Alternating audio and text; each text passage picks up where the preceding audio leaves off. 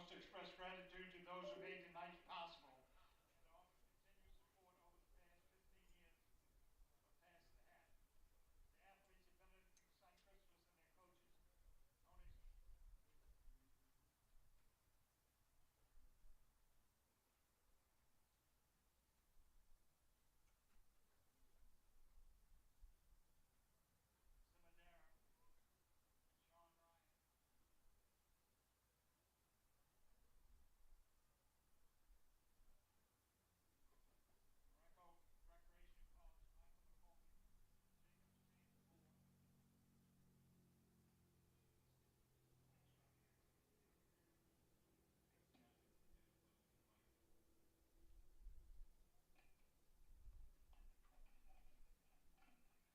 athletes at Benedictine, St. Christopher's,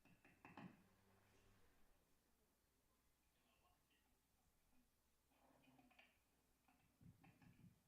Good evening, everyone, and thank you so much for being at the 15th annual Pass the Hat game. Let's give it up for 15 years of friendship and passing the hat. In case you didn't know, we've raised over $65,000 in the past 15 years, and we are so grateful. We have grown leaps and bounds. For many of you who have been following us for 15 years, you see it, and we're so grateful for you.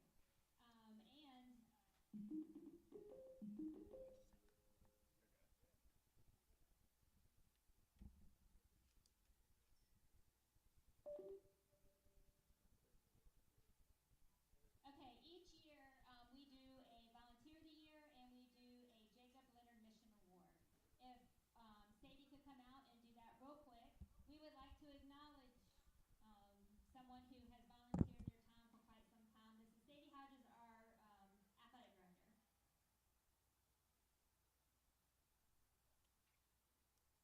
This year's recipient has been coaching and volunteering year-round since we began over 17 years ago as River City Buddy Ball. He is always spreading the word about Jacob's Chance and inviting new families to join our programs. He helps coaches all of our sports throughout the year and lends a helping hand at our enrichment and social programs as well. He empowers our participants by making them feel capable and confident and truly focuses on their abilities, not disabilities, every single day. This year's award goes to Tom Watson.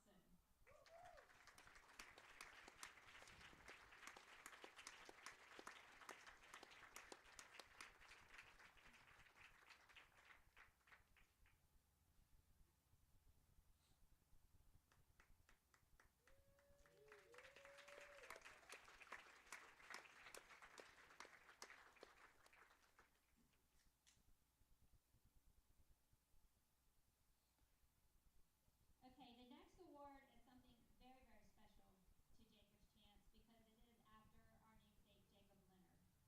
This mission award goes to the individual or organization that has contributed to the successes of our mission and helped create accessibility opportunities that Jacob's family dream of.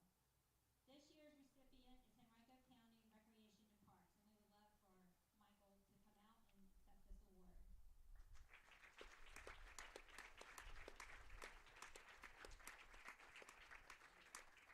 We just wanted to say thank you to Henrico Rec and Parks for your unwavering support of Jacob's Chance and the vital role you've played in helping us fulfill our mission over the past 17 plus years. Your dedication to the disability community and the opportunities you create for inclusion and accessibility have made a lasting impact on those we serve. We're truly grateful for the partnership we've built over the years. Thank you.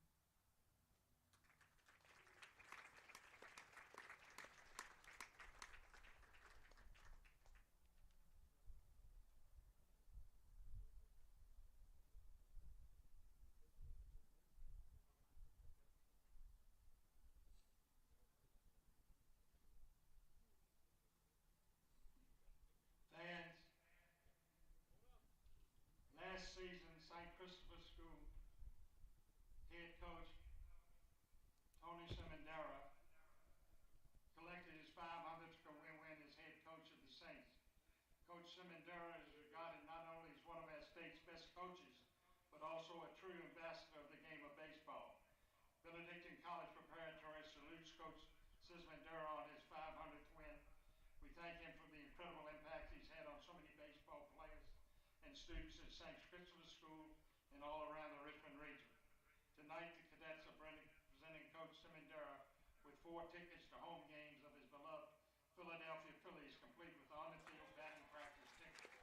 Congratulations, Coach Simondera, from all of the Cadets. Thank you.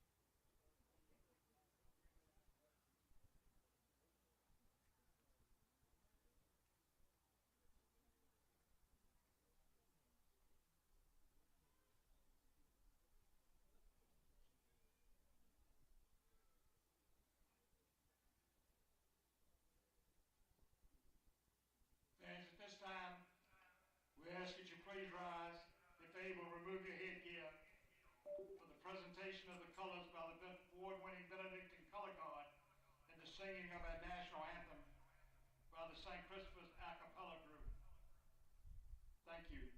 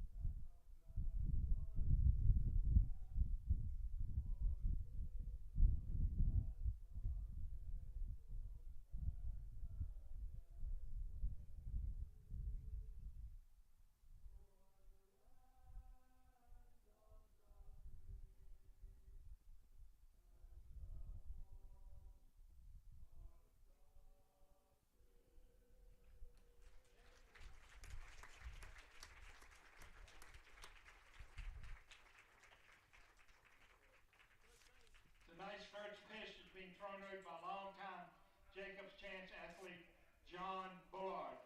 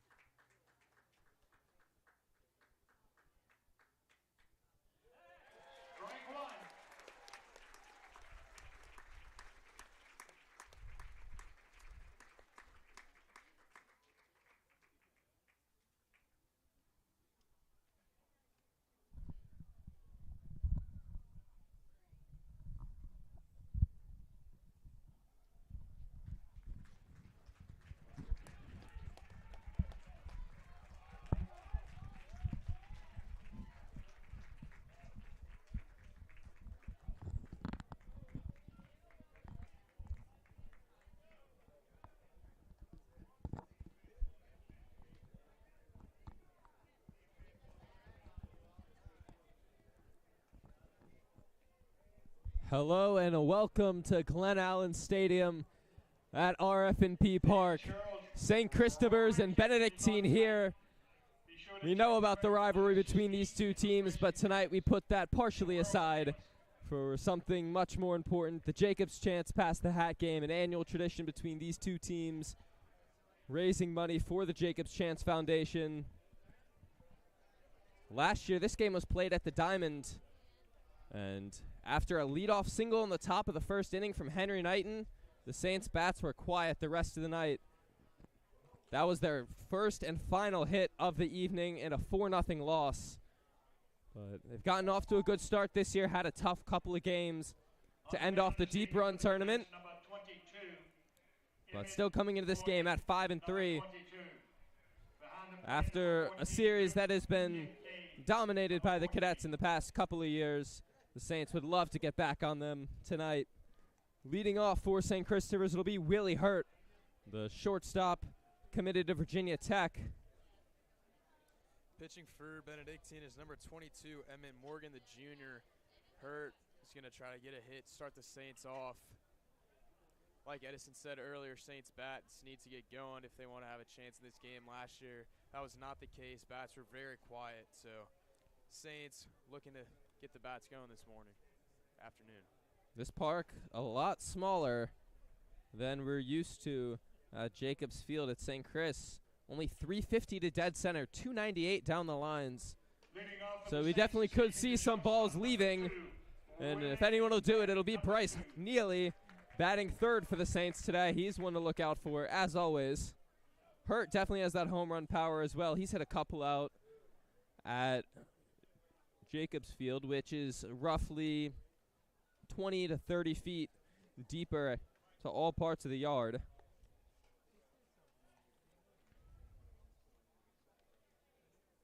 Sun has gone down here, so will not play a part. Lights are on. Should get dark soon. Good atmosphere here for a great game. Hurt Other than will start us off. Other than the incredible amounts of pollen, it's a beautiful night for baseball. Weather's finally started to get warm. Yep. Good sign. Ball should be flying through the air pretty easily. Emmett Morgan is ready. Willie Hurt's ready. And let's do it here at RF&P Park. First pitch is up and away for ball one.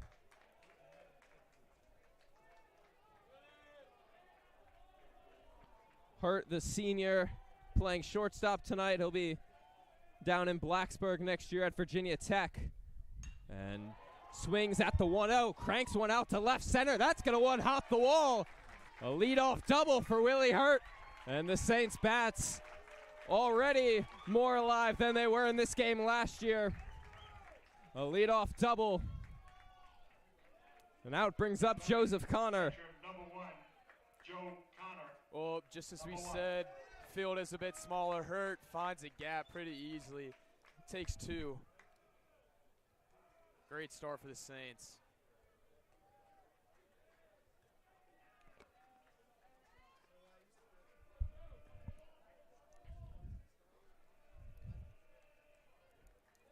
And Joseph Connor up now.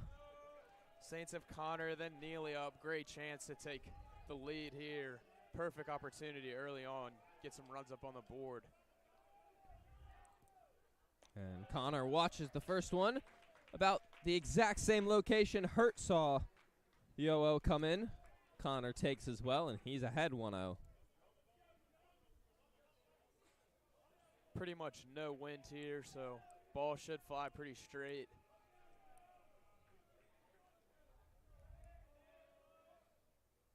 And Connor chases the 1-0, but Hurt is going to advance up to third as it gets away from Kincaid behind the dish. And now the Saints in a prime scoring opportunity. Runner on third, nobody out. Connor looking for a better pitch there. Just took a bad swing, but we'll definitely take it. Hurt gets to third. Saints now great position to get a run. Cadets have the infield in. An interesting decision. Only the second batter of the game. May think Connor may be bunting, but. And goes fishing again. I mean, Joseph can really just kind of pop one out just right, maybe like right over the infield, and it could get down. Cadets are way in on the infield. Really interesting here. And the 1-2 from Morgan. Outside. Count runs even.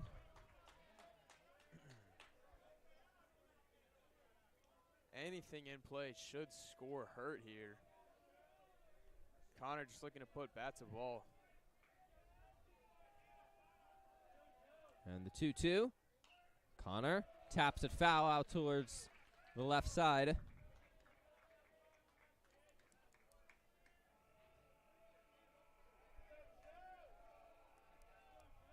I mean, the third baseman is like 3 feet from the dirt. It's really interesting here. I'm not sure what the Cadets' strategy is. And another 2-2. Missed away again. Yeah, I'm very surprised how shallow they have the infield playing. If Connor hits anything towards third base, unless it's right at Moore down there, it's likely going to get down the line. Could turn into 2 bases. And here's the payoff from Morgan to Connor. And popped up towards the right side. This is going to be a tough play, and that's going to land. So if the infield was back, maybe Barrett could have gotten there, but Yeah, we'll never know. That's what's interesting about the Cadets' defense here. That ball could have easily got down in that gap with Benedictine playing so shallow in the infield. Connor here doing a great job staying alive.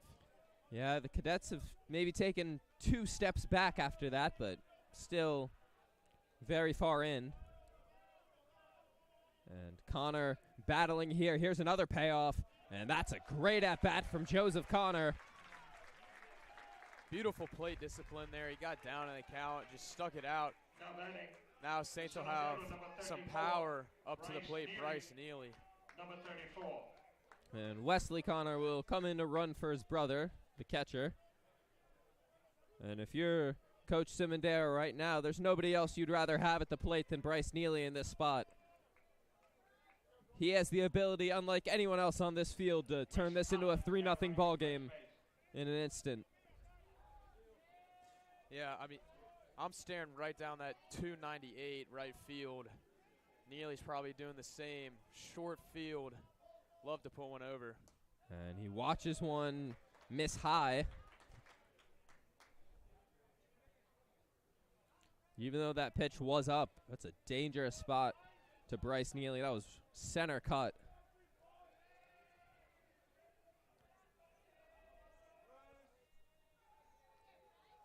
And the 1-0 from Emmett Morgan. Neely watches one in the bottom corner to even the count. Good pitch there by Morgan. Seems to be thrown around Neely a little bit. Just threw it down and low in that strike zone. That's where you want to work against him. If you miss inside, good chance you're not getting that baseball back. And the 1-1, a big cut from Neely. That's a great breaking ball from Morgan. You can tell he wants one here, taking big hacks.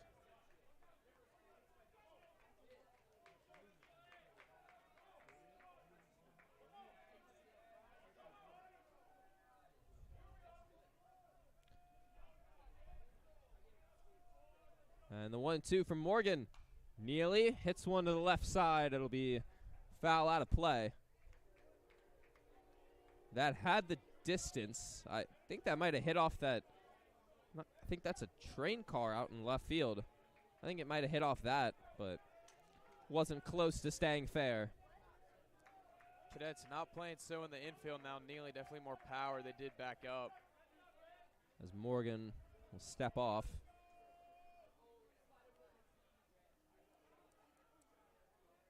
And another 1-2.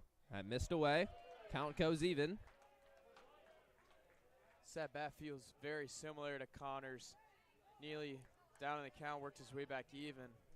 Yeah. See if he can get a hit here. We'll see if Morgan can find that put-away pitch. He didn't against Connor. And the 2-2 in the dirt again. Something I noticed is Morgan started that count off against both Connor and Neely, working backwards, going with the breaking ball early.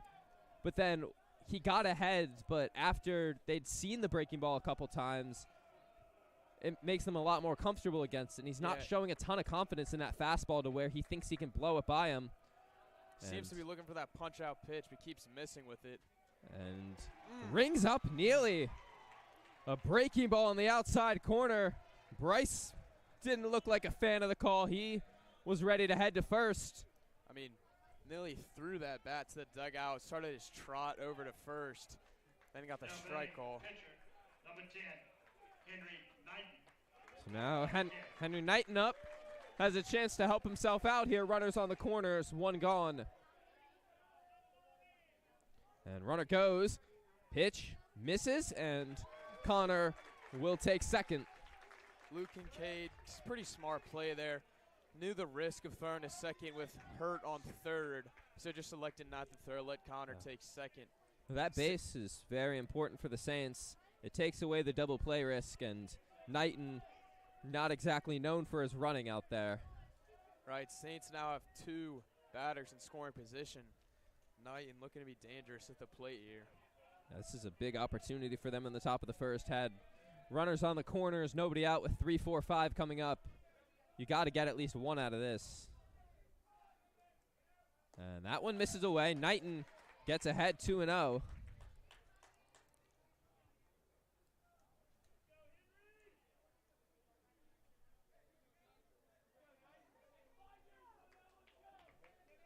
Knighton seems very calm at the plate, just taking what Kincaid's giving him. And the 2-0, Knighton, big swing and a miss. But that's that breaking ball again from Morgan.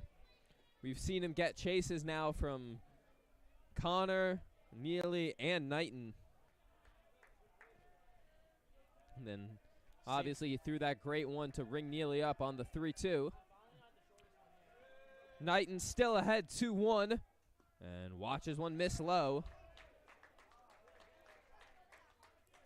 Morgan seems to love to throw low, either that breaking ball or a low fastball, trying to get swing and misses or just paint the corners. Jerron Johnson on deck for the Saints with Knighton ahead 3-1 here. Swinging away, grounds it to short. Ogle will only have one play. It's at first. He'll make that. And the out recorded, but the Saints take the lead.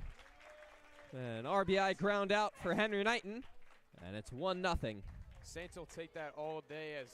As we mentioned, last year's game, Saints only had one hit, did not put a run up. So run in the first inning is huge for St. Chris here. Johnson, number 21. So now that brings up Jerron Johnson with a runner on second, 2 gone.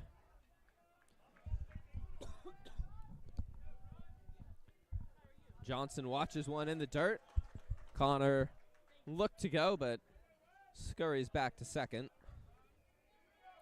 Johnson's had a great last couple of games. He's been a big RBI guy for St. Chris. Another chance here. And swings away, fouls it back into the parking lot on the 1-0.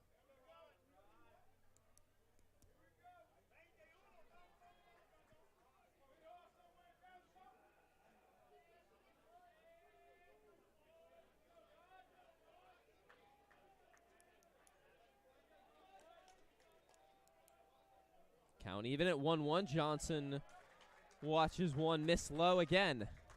The catcher Kincaid has got to be on his toes. Morgan does throw those breaking balls low. Runner on second, trying not to let him advance. So Kincaid has got to be ready to stop these balls that are going pretty low here in the dirt.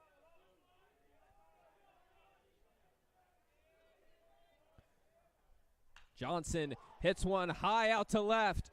Back is Smith at the track, at the wall. And McWilliams comes all the way over from center field. That was a weird play almost. Left fielder seemed to be his ball, and then Roderick McWilliams came all the way from center and picked that off. Good hit by Johnson, though, pretty deep. Looked like it had a chance. I don't know if Smith didn't see that or what happened, but Roderick McWilliams, an athletic play there. Covered probably 90 to 100 feet to get to that ball.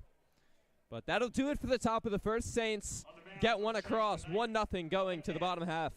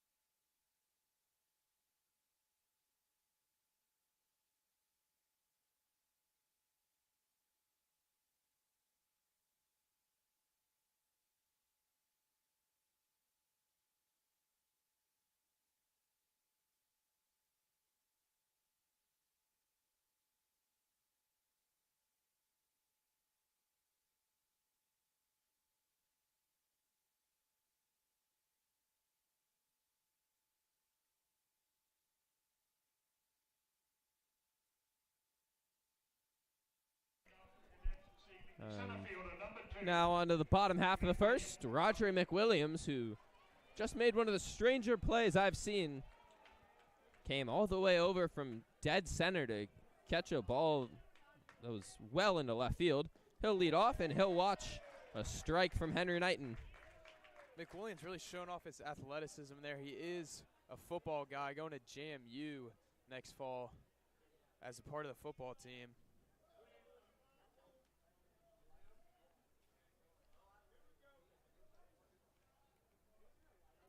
Knighton has been one of the Saints' best pitchers all season. And Threw a quickly complete game earlier in the year. ahead 0-2. Excuse me, now they're going to call that a ball, 1-1. And McWilliams swinging away, fouls it back. Count at 1-2.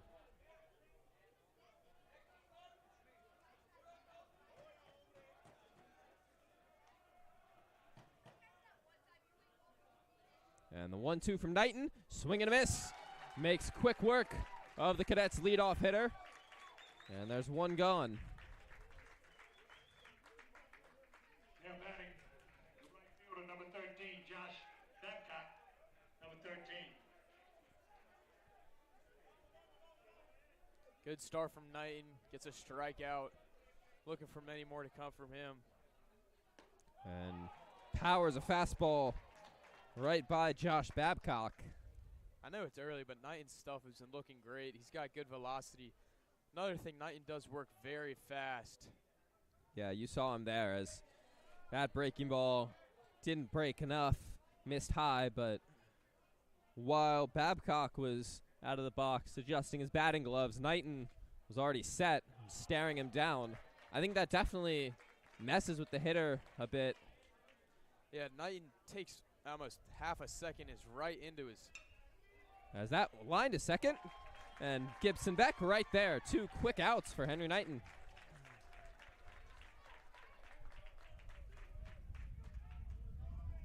Now batting, the shortstop, number 12, Easton Ogle. I Number don't 12. know. Send Easton Ogle up now. Knighton gotten the first 2 hitters down, 4 pitches apiece, and missed inside there. It's definitely got to be rattling as a batter. You're used to taking that 2-3 seconds to step back, but Knighton's just right into it. No time for the batter. As Ogle makes Knighton slow down there as he fouls that one over the wall and hits another one towards the right side. Sven Komorowski backing up on it, but he's going to be out of room. 3 St. Chris players over to that ball. Thought somebody may have a chance at it, but it did just go over the fence. Knighton's got a chance to get this inning really quick. 2 strikes, 2 outs. Yeah, And it could be over in under 2 minutes here from Knighton. he's only Working really thrown fast. 11 pitches here.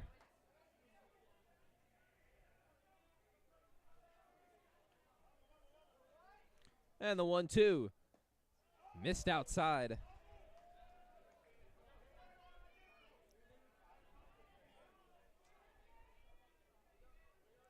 And the 2-2 now. Line to short. Willie Hurt right there. And a quick first for Henry Knighton. Only 13 pitches to set the Cadets down 1-2-3. And the Saints come into bat. Couldn't have asked for a better inning from Saints. Knighton working quick. Saints making good play on defense. We will go to Saints up bat next.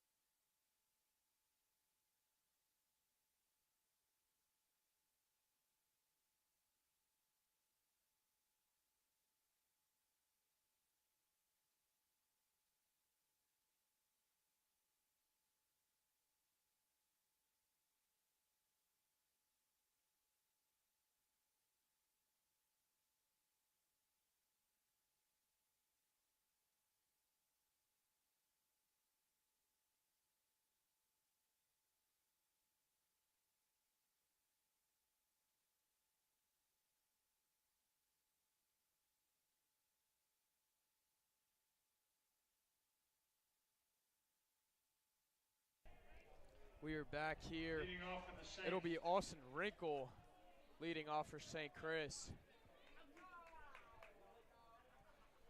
Left fielder, number And 5, Austin Winkle. that was in for a strike over the outside corner. Morgan had a much longer first than we saw from Henry Knighton, worked into and partially out of trouble. Saints had first and third, nobody out for the 3-4-5 batters as Wrinkle lines one into center. That's going to drop in front of McWilliams for a base hit. It's a pretty textbook single there from Austin Wrinkle. Made good contact, just blooped it out right into that gap. Can't ask for anything better there from Wrinkle. Now batting the third baseman, number Brings up 24, Tony Smith. Tony Smith, number 24. Tony Smith, a freshman, third baseman. He's got a good chance to have a good game here. Wrinkle on first. Could be off and running, taking a pretty big lead.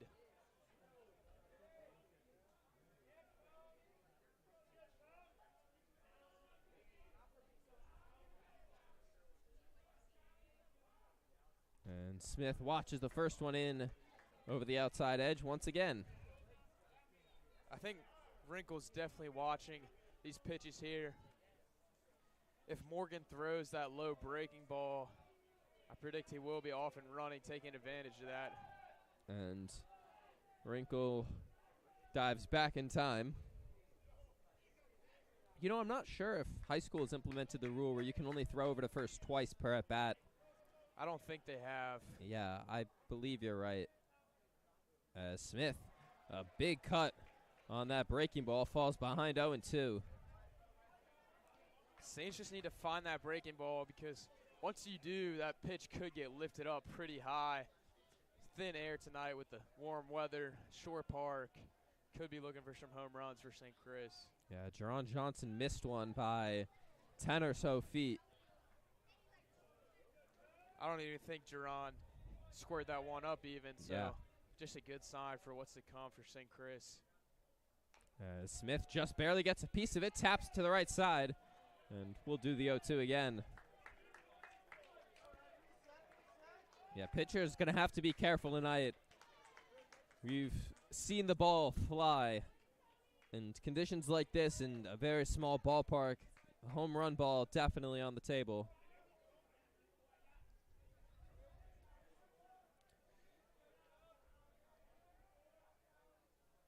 Now Morgan comes with another 0-2, and Smith down on strikes for out number 1.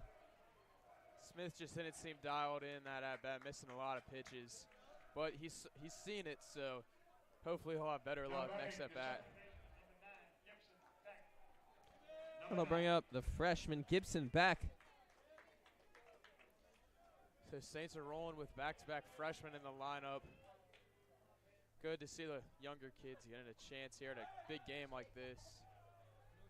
Yeah, Beck made the varsity team last year. Wasn't expecting to get as much time as he did, but with some injuries, he had to be inserted in, and he played pretty well, especially defensively. He did a great job. He played some shorts, played some second, played some third. As watches one miss there. I also do believe Beck is ranked pretty high in the Virginia rankings for freshmen, so good thing for St. Chris. Should be a sign of a good future for this team. He's looked a lot more comfortable at the plate this year than he did last year, and getting that experience as an 8th grader definitely beneficial for him as grounds one up the middle. This could be 2, but it eats up Ogle, and what could have been an inning-ending double play is going to turn into a base for the Saints, and that'll bring up Wally Jones, DHing, batting 9th tonight. Saints will take that all day. That looked like a pretty sure double play there, but Saints get lucky. Now they have mans on first and second, only 1 out. With Wally Jones, who's usually pretty high up in the batting order, usually 2 or 3, being inserted at the 9 spot here to DH. But I'm sure the Saints not complaining about having him up in this spot with Hurt, Connor, and Neely standing behind him. Could be another big inning as Jones watches one in for strike 1.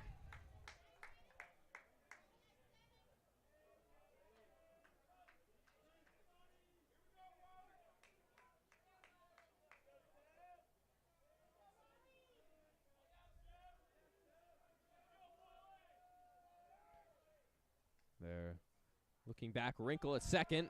That ball in the dirt. Throw down to third. Not in time. Wrinkle just barely gets in there. That was maybe a closer play than Coach Simondera was hoping for, but worked out nonetheless as Beck advances as well. So now second and third with only one gone.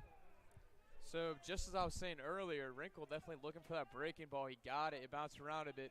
No doubt he took off, took third. Beck followed him on the way to second. So Saints, man on second and third, only one out. Cadets bring the infield in again. Jones watches one away. Another prime scoring opportunity for the Saints.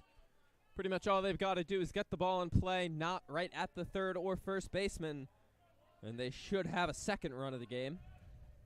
Again, really interesting how the Cadets are playing this. Almost like they're trying to have the play at home, but as Jones, deep out to left, back is Smith, and takes it away. That would have been extra bases, and now throw back to second. Beck didn't tag. They'll check third. And they will say Wrinkle did tag. So a run comes across, but once again, this baseball is flying tonight. Jones. And they're going to say Wrinkle didn't tag. That is. Wrinkle definitely tagged. Maybe he left half a second early. I was watching the ball. From what I saw, it looked like he tagged. The Saints are. They will talk about it. Cadets do go back to the dugout. I'll go back and look. I saw correct. Very. Gibson Beck did not tag. Yes. He ran back, but it looked like Wrinkle tagged. Let's see. Going back to watch it now. Wrinkle did tag. Yeah. Wrinkle 100% tag. We just saw it on our replay here. So no doubt. And they do get it right. So great officiating by the umpires. I don't think I've ever saw that where they go and reverse the call, but great job by the staff here. They do get it right. So Wally Jones gets a sac fly. Wrinkle scores. Saints up 2-0, 2 outs. Beck did get back to second safely. Well, Jones, great play by the left fielder. We kind of looked past that. He did make a jumping catch at the wall. Saved maybe another home run, so the ball definitely is flying. But yeah, I don't think that was leaving, but I thought it was for sure going to be extra bases. Would have plated both Beck and Wrinkle. Some chaos here early. But instead, the Saints will have to settle for one, and we'll see how the Cadets respond. You know, it can mess with you mentally when you think you're out of the inning, even though it was definitely the correct call that Beck was safe, that Wrinkle was safe at third, but they thought for a little bit they were out of the inning. We'll see how they respond to having to come back out there.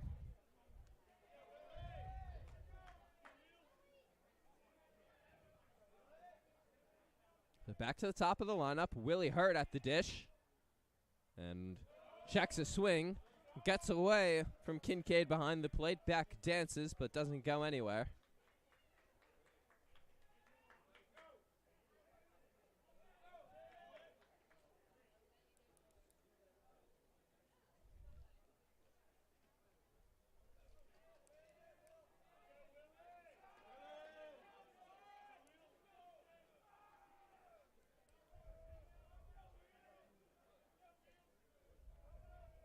Beck with good speed off second. Should be able to score on a base hit as Hurt loops one to left.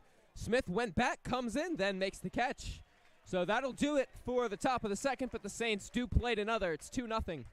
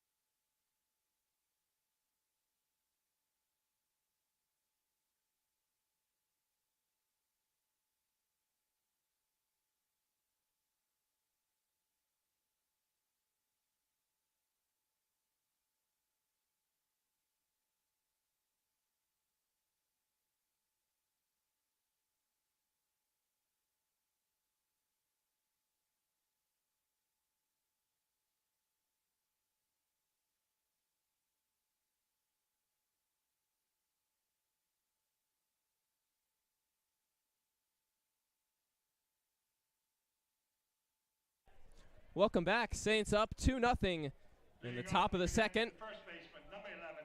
Brings up Brady Barnett, Barry, number the 11. cleanup hitter for the Cadets. Knighton worked a very quick top of the first. Only threw 13 pitches. And gets ahead here. That fastball's got a lot of life on it tonight. Knighton right back into that flow he had in the first inning, just pumping the strike zone, working quick. And that one missed down. Count goes even.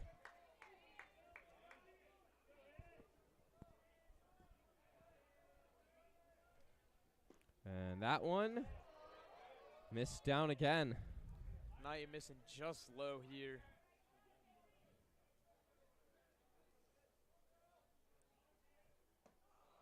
And that Tried one. to elevate it there a bit high. Barrett ahead 3-1 on Henry Knighton. And he went around. I think Didn't it would have been a matter. strike anyways. Definitely went around too, so full count here. And the 3-2 from Knighton is in there for a called third strike. I don't Barrett know what- started heading to first. I don't know what Brady Barrett was seeing there. He started to walk to first. I mean, that looked pretty much as down the middle as you can get, so The third baseman, number Knighton 7. another strikeout. Luke Moore. I think walking is understating it. He was fully running to first. You know, maybe there's a world that would have been a ball, but definitely not far enough outside where you can take off like that. Right. Luke Moore now up to plate. Showed bunt at first. So we'll be interested to see if he keeps doing that. And doesn't show there. Watches a strike as the count runs even.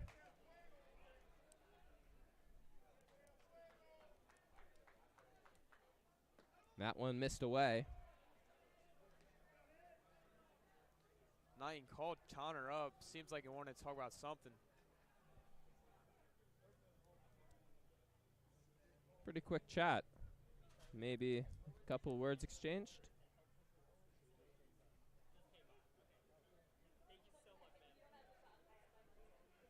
And the 2-1 from Knighton is not sure where that missed. Guess it was inside. As Looked to be it goes just to a little 3-1. inside. Knighton again in a 3-1 count. And he walked him. So Cadets get their first base runner in Luke Moore. Only one out for St. Chris. Now batting 2-run catcher, lead, number looking to 14. contain any damage here. Luke Kincaid, number 14. Brings up Luke Kincaid. He's done a lot of good work behind the plate tonight.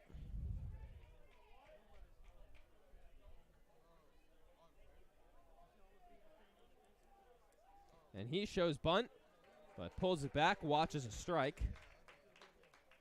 Cadets know they're going to have trouble getting guys on the bases with Knighton at the bump, so they are really looking to take advantage, put a guy in scoring position as they did show bunt. And that one clanks off the glove of Connor, so Moore will advance. That's the type of stuff that'll get the Saints in trouble, those careless mistakes. Now Saints are in a bit of trouble with a guy on second with one out.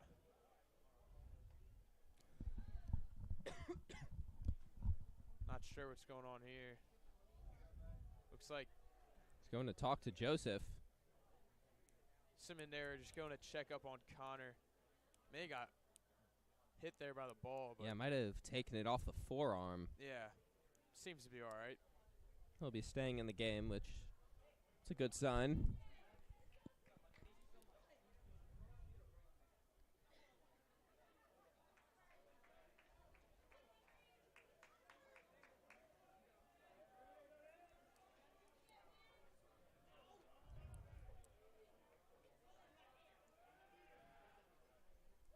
And showing bunts again, pops it up on the third base side. That'll be into the parking lot. I don't think I've ever seen a foul bunt hit that far. Yeah, it's got a lot of that on the bunt. Got it over the awning up here. Yeah, very, very interesting. Definitely will not be bunting again here with 2 strikes, as a foul tip would result in a strikeout. And here is the 1-2 from Knighton. Gets him looking. Third punch out for Henry Knighton. And there are 2 gone now. Kincaid didn't even look like he was trying to swing there. I mean, Knighton just flew it right past him. Kincaid kind of just stood there and then walked back to the dugout. Yeah, I think he was probably looking for fastball.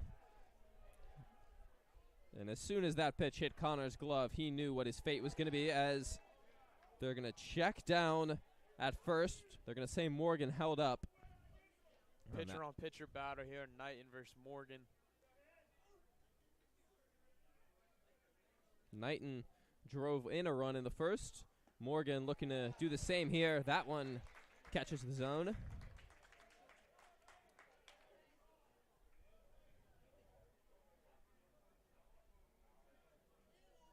One. He went around. So the count moves to 1-2 now.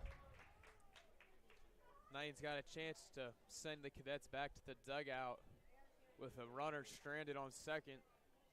Here's the 1-2 from Knighton. Swing and a miss. Henry Knighton strikes out the side in the second and strands a runner out on second base. That'll do it for the second inning as the Saints lead 2-0.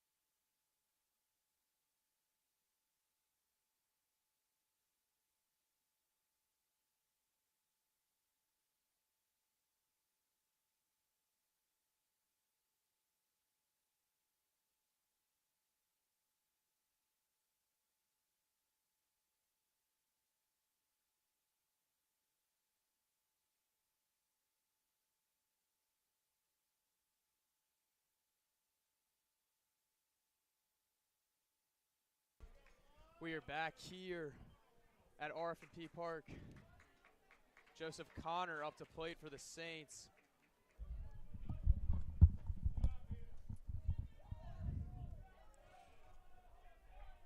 Two, 3-4 for the Saints this inning as Connor watches the first one high. Leading off the top of the third for the Saints, the catcher, number 1, Joe Connor, number 1. For those of you who were choosing to watch this game over the Auburn-Florida game, which is a good choice, Auburn is up 53-51 with about 13 minutes left in the second half. Interesting game there. All 1 seeds in the Final Four. Only second time that's happened, so not been super exciting March Madness, but good game right now between As Auburn Connor and Florida. rips one to the left side. That's a nice play. Ogle on to first, but it goes through the glove of the first baseman. A web gem from Easton Ogle, but just couldn't finish it off as the throw a bit awry. Definitely a catchable ball there from Barrett. That would have been a beautiful play by the third baseman. Came rid of the ball and just slung it over. But first baseman had a little bit of trouble corralling it, so Connor does get on base. It'll be interesting to see if that's scored an error or a hit. Personally, I think that's a hit. Connor made good contact, but would have been a great play by the third baseman. So now that'll bring up Bryce Neely with a runner on first, nobody out. Struck out his first time up and checks his swing there, as I believe the umpire called he called it a ball. You've got to be careful with Neely. That 339 out to left center probably doesn't feel great for a pitcher with him at the plate. And throws back to first. Wesley Connor out there once again running for his brother.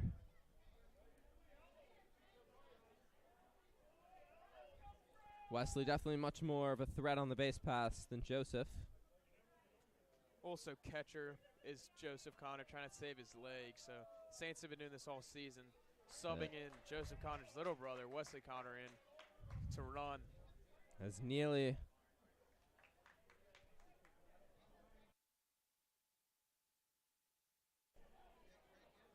I'm not sure what the call there was. It looked like a ball, but scoreboard says 1-1 as Neely watches one miss there. It is 2-1. I think maybe the first pitch might have been called a strike, but then they put it as a ball up on the scoreboard because those last two haven't been close. So the count 2-1 to Neely as Morgan will call Kincaid out to the mound. It's cooled off a bit here at Glen Allen Stadium.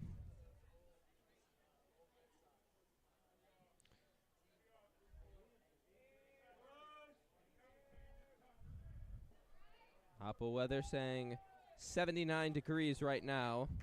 Couldn't ask for a much better night. Clear skies, no wind. It was 83 at first pitch. Great night for some baseball. So now here is the 2-1 to Neely, and watches one in. That's the same pitch that he struck out on looking his first time up. I don't think Morgan plans on throwing him a fastball. I think he'd much rather just try his luck with the breaking ball. And the 2-2 now. Swing and a miss. Neely goes down on strikes for the second time as he went fishing in the dirt. Second time Neely took some big hacks at the ball. I mean, you can tell he knows this stadium's pretty small, so he's definitely trying to take advantage of it, swinging for the fences. Number 10.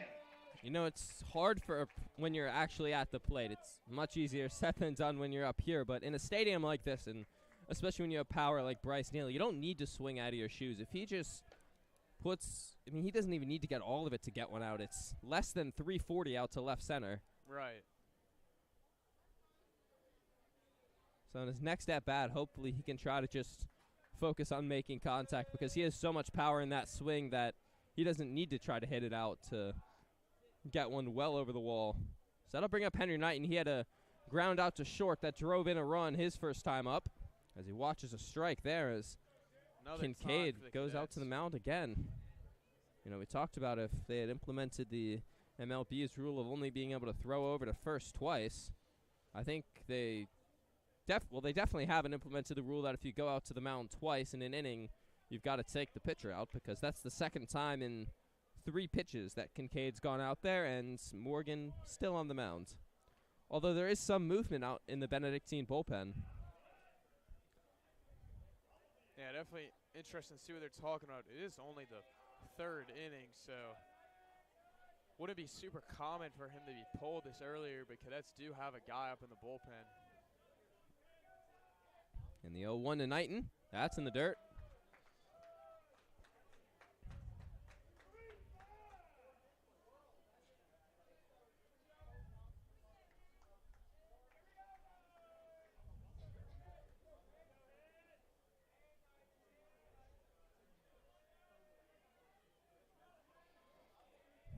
One ball, 1 strike, 1 out to Henry Knighton with a runner on first.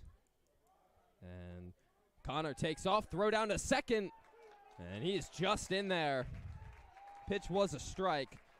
That throw was there in time, but Kincaid just threw it a bit towards the third base side of the bag. If that was on the other side, more towards first base, Connor is heading back to the dugout right now. Definitely a close play there. Good throw.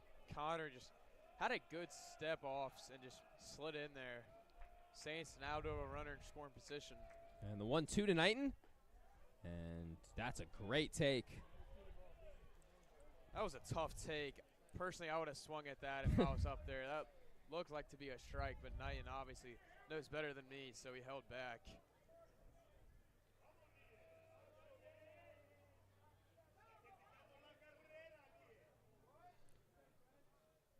And the count even at 2-2. Knighton watches one miss. Another stone cold take. Another great take from Henry Knighton as he's worked his way back in his count, 3-2.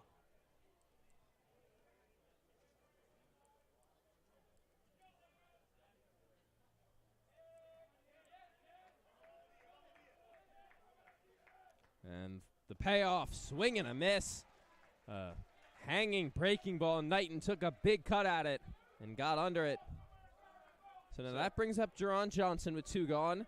If you remember, he just missed a homer his first time up in this exact same situation, actually. Runner on second. And it was Wesley Connor out on second both times with 2 outs. Yeah, very similar situation here. Ron will either be looking to put it over the wall, as he got close to last time, or just get a bloop single, get Connor home. Yeah, he tried to replicate that swing from the first inning there, but came up empty. Morgan looking for his first scoreless inning of this game. The Saints have played in 1 in each of the first 2 innings. Morgan's definitely got a lot of swing and miss stuff, as he has forced the Saints to take some pretty big hats and just come up with nothing. That one missed high to Johnson. He's still very heavily favoring that breaking ball.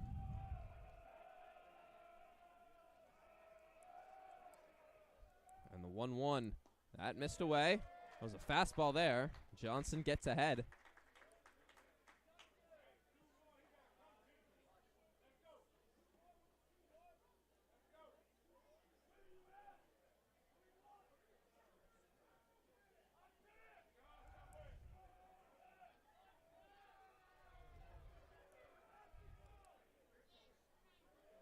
And throw back to second. That gets away, but not far away enough for Wesley Connor to take off. Thought Connor could have had a chance to take off there to third, but the ball kind of died in the grass there, so Connor smartly did not take off. Yeah, it would have been close, but definitely not a risk worth taking in this situation. So 2-1 now to Jerron Johnson. And watches another breaking ball miss. A good count for the Saints right fielder. He's ahead 3-1.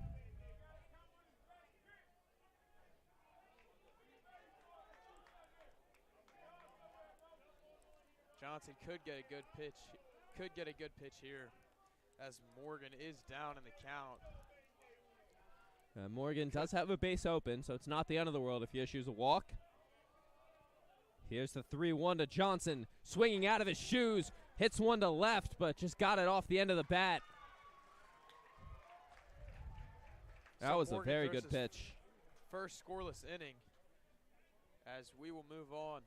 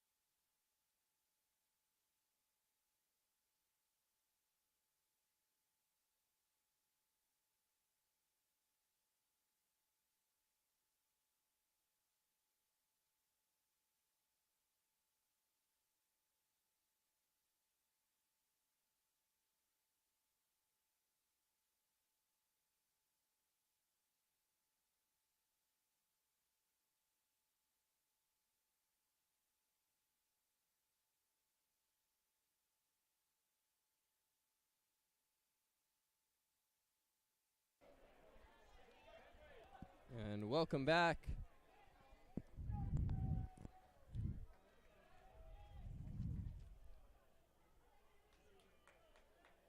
Jack Canavos leading it off for the Cadets, who have 8, 9, and 1 coming up, as Knighton just blows a fastball right by him.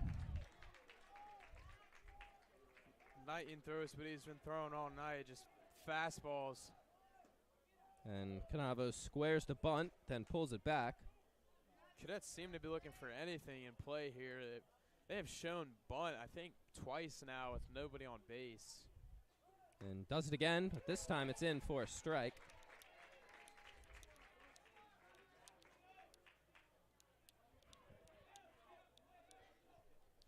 And the 1-2 grounded to third. Tony Smith with a nice pick. And on to Komorowski, one away. Tony Smith was in the perfect spot there. Didn't have to move a muscle, just stuck the glove up and got the ball and then just made a nice, easy throw over to first. Yeah. That's not an easy play at all. So that brings up Owen Smith. He's probably been the most important player tonight for Benedictine as he squares the bunt, watches one miss high.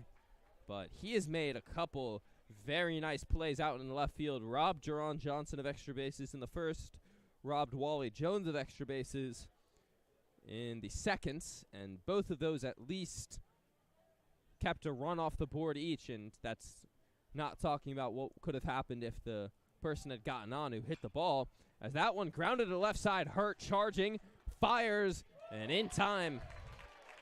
2 quick outs for Knighton as the Cadets back at the top of their lineup. It'll be Rodri McWilliams coming up. Great throw there by Hurd. He was out in the grass. That ball got by Tony Smith. He corralled it and just threw an absolute rocket over to first base and beat the runner.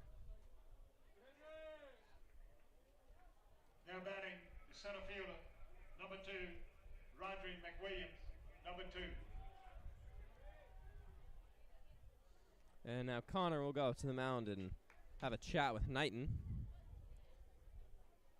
Again, Knighton working very fast. 2 quick outs for him, keeping his pitch count low.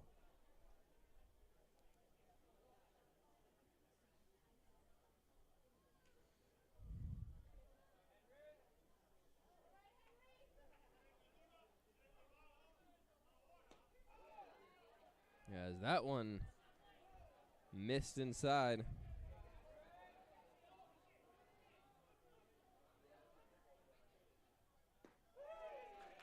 That one's in. Evens the count. After just missing on that first pitch, Knighton got right back to his stuff, fired in a strike. And Connor goes back to talk to Knighton again. So again, another inning where there have been 2 mound visits. Saints do not have anybody up in the bullpen, so it's definitely just talking about pitch stuff. Cadets still do have a guy in the bullpen warming up. He's been warming up for a while now, so not sure if he'll be coming in next inning. And the 1-1, big swing and a miss. Knighton ahead, 1-2. Big swing and a miss there from McWilliams.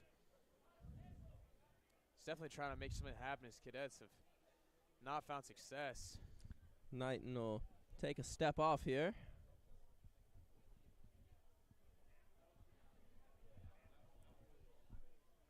And the 1-2. Overcooked that fastball a bit. You know, I don't have a radar gun, but just off the eye test, that looked like the hardest one he's thrown today. And evens the count, 2-2. And caught him looking. A beautiful pitch from Henry Knighton to end the third. He is cruising through 3. And the Saints lead 2-0. McWilliams not happy with that call. Still talking to the umpire about that, even as he's walking back to the dugout. But Knighton seemed to just punch that in there, bottom corner.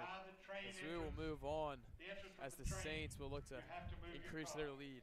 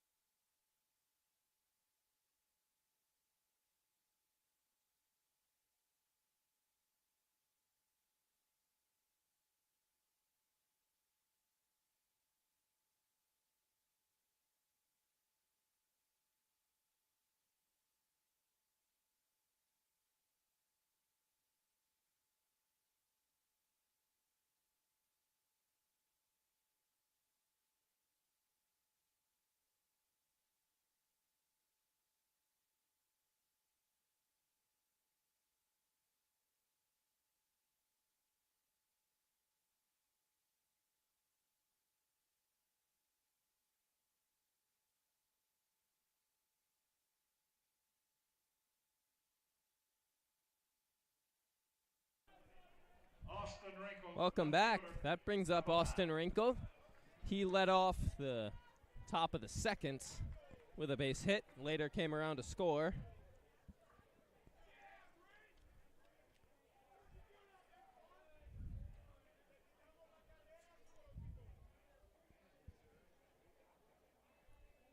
It is Morgan still on the mound for the Cadets. As throws a breaking ball in the dirt.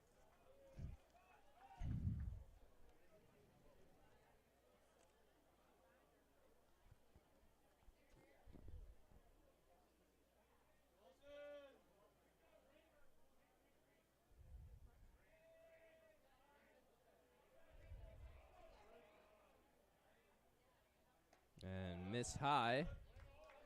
So Wrinkle in a hitter's count up 2-0. Luke Moore, the third baseman, on the infield grass. Cadets have been doing this all game, putting their third baseman pretty close to the batter. The 2-0. Wrinkle watches one in.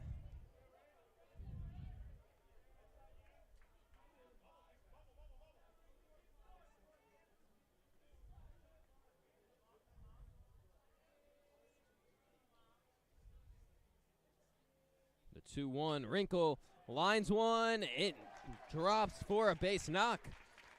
2-for-2 start to the day for Austin Wrinkle. Almost identical to his first hit, just making good contact and just kind of putting it right where it needs to be to get on base. Number 24.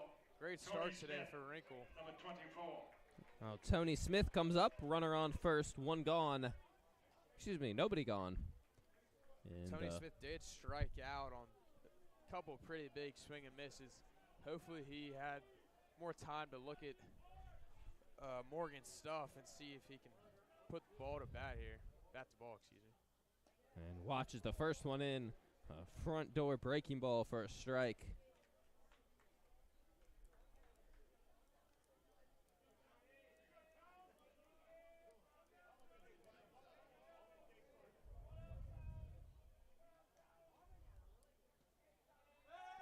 As Wrinkle dives back in plenty of time.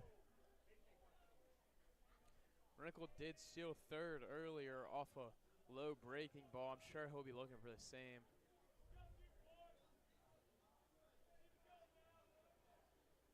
As Smith watches a fastball away. Morgan has had some issues controlling that fastball. A lot of them have ended up pulled towards glove side. He's just releasing them a bit too late. As that one in the dirt gets behind Kincaid, and Wrinkle will head on to second. Wrinkle hesitated there, did see that ball go past and did take off, so good thing he did because he was kind of stuck in no lands man there for a little bit. Yeah, I don't think he could see where the ball went. He wasn't sure whether Kincaid had it right in front of him, but ended up behind him in a pretty easy advance. 2-1. Smith swinging away, gets under it, pops it straight back, and it'll land in the parking lot. Another good scoring opportunity here for the Saints. No outs. Wrinkle on second, looking to score. Yeah, it'd be big if they can, at the bare minimum, get the ball and play to the right side, get Wrinkle to third. And then it sets Gibson back and Wally Jones up the golden opportunity. There's a big pitch coming, the 2-2 from Morgan. Smith swinging away, fouls it away into the parking lot once again. 2 straight foul balls for Tony Smith. Definitely an improvement from his first at-bat as he has made contact twice now. Good thing to see from him.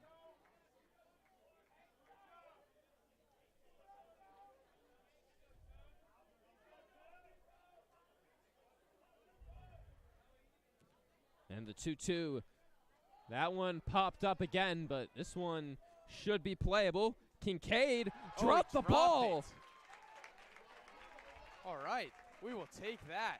Luke Kincaid couldn't come away with it, and to make matters worse, it lands in fair territory. So what should have been the first out of the inning turns into a base runner for the Saints, and now Gibson Beck will have first and second.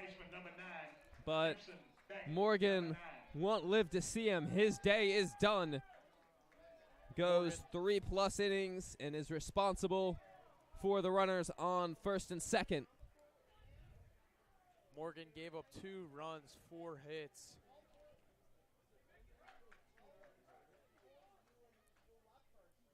Second error for the Cadets today that has been pretty costly.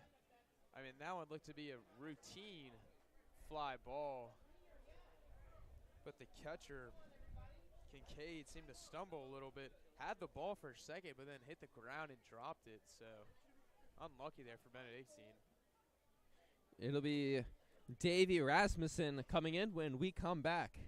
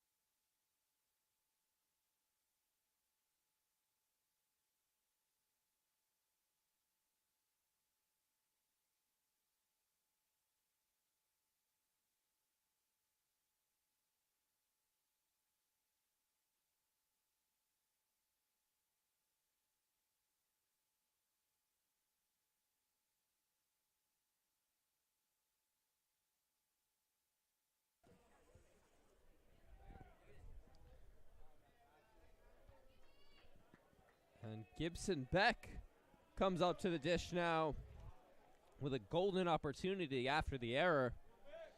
First and second, nobody gone. New arm on the mound for the Cadets. It's Davey Rasmussen. Rasmussen, a freshman, definitely a big game to throw a freshman into. He's got runners on first and second. And back squares the bunt. That's a beauty. Rasmussen looks to third. Nobody's there. On to first. And Beck is out by a step. So Rasmussen looked to throw to third. Saw Wrinkle was practically already halfway there, and then quickly made the throw over to first. Beck was close to legging it out. But Beck does his job perfectly there. Advances both runners for Wally Jones.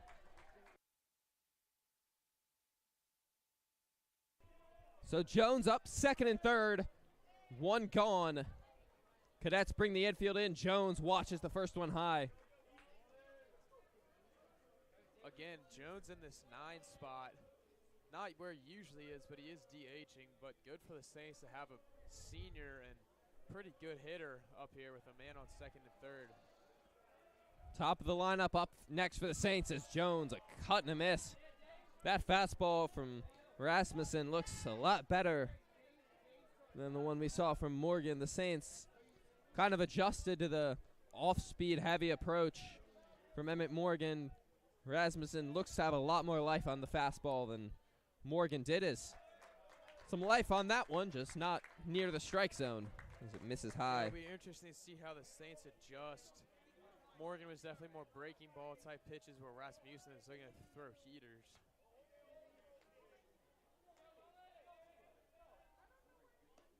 And another swing and a miss from Jones.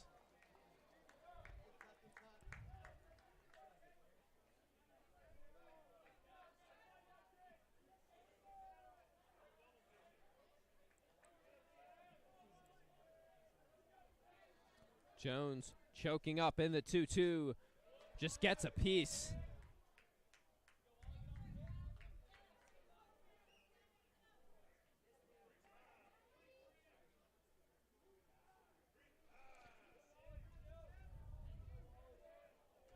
Two count for Wally Jones. Big opportunity for him here to drive in possibly 2 runs with a good knock here.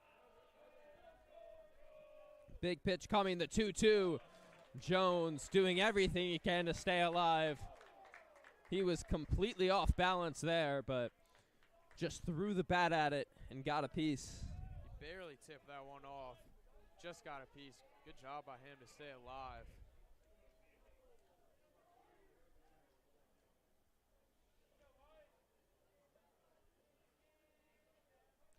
And the 2-2. Grounded to third. Gobbled up there by Moore on to first. And there's 2 gone. So now back to the top of the lineup for the Saints. It's Willie Hurt. Saints looking to get anything out of this inning. Started off with Wrinkle on second with no outs, but the new pitcher has thrown couple good pitches and gotten 2 straight outs here. So the biggest at bat of the game so far. Willie Hurt steps up. And he'll be intentionally walked. Wow. So intentional walk there. Sends Joseph Connor to the plate. And not a bad call by Benedictine there. Now batting. I think a lot of that had to do with the handedness matchup as well. With the way Rasmussen's stuff plays, it looks like he would be a lot more comfortable against a right-handed batter than a left-handed one. The concern here, though, is if Connor gaps one, Hurt's going to be scoring from first. The 0-0, Connor checks his swing, but still gets a piece of it. Really big moment in this game for St. Chris. Bases loaded, 2 outs, still only a 2-run lead. So Benedictine looking to not have this game blown open.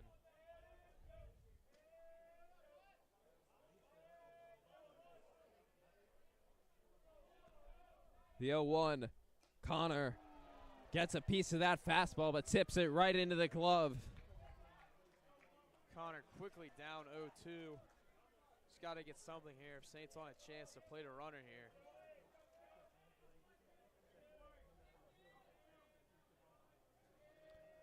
The 0-2 from Rasmussen, swing and a miss. Sets down Joseph Connor to strand the bases loaded. That'll do it for the top of the 4th. The Saints threaten but can't get anything across. 2-0 going to the bottom half.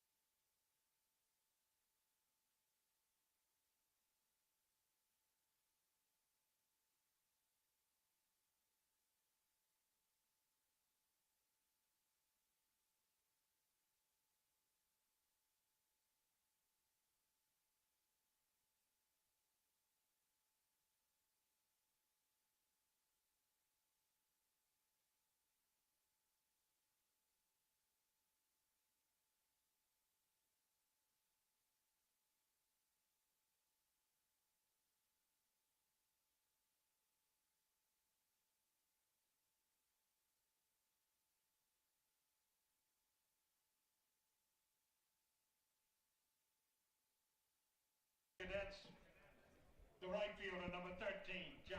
Hello and welcome back. Number 13. Josh Babcock, the number 2 hitter, leading it off for the Cadets. Henry Knighton has looked great through 3 and continues to look good here as he blows a fastball past Babcock. Cadets do have a lot more momentum than they did before. Just got out of a huge bases-loaded jam. So they will look to take advantage of that momentum, possibly get some runners on base, but Knighton will look to stop that. Please move your cards. You're blocking people in. Thank you. Pretty heavy wind blowing in here now. Some dust or pollen or something went in my eyes, but Knighton doesn't look too affected. Gets in a great slider there to go ahead 0-2. And that one just missed.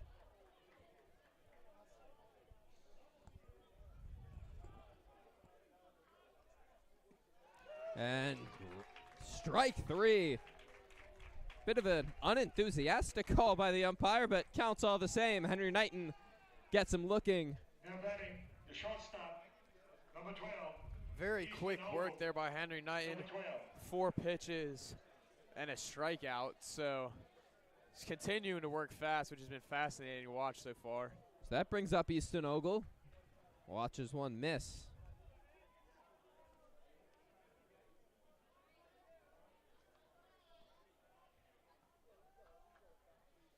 The 1-0. Front door breaking ball.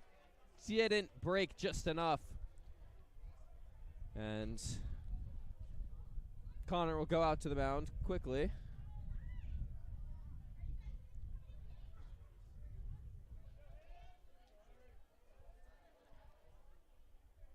So Ogle had 2-0.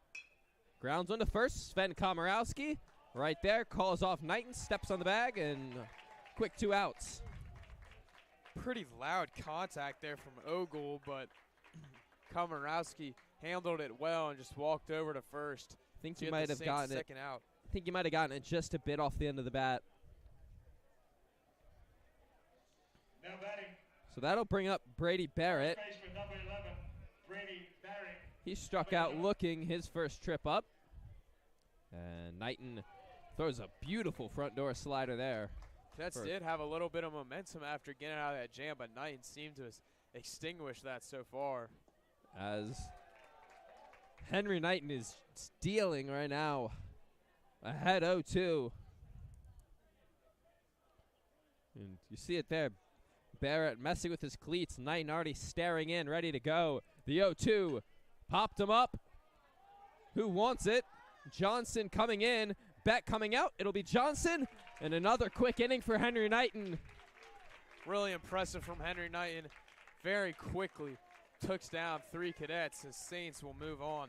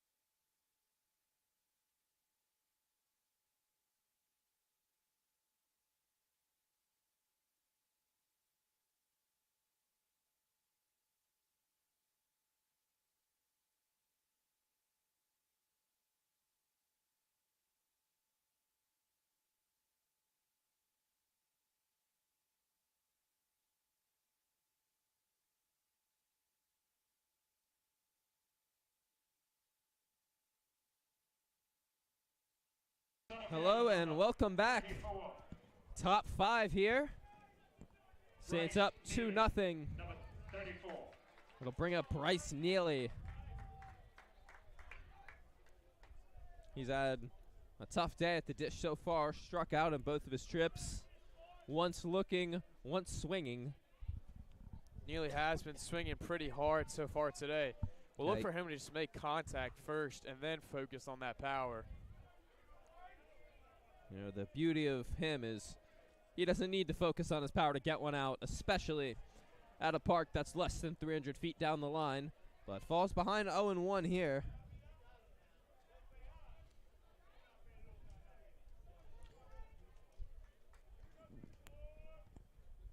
Rasmussen still out there for the Cadets, missed high and away. Rasmussen looking like he's got really good velocity throwing here. Definitely a change. Saints will have to adjust. 1-1. Neely watches one high.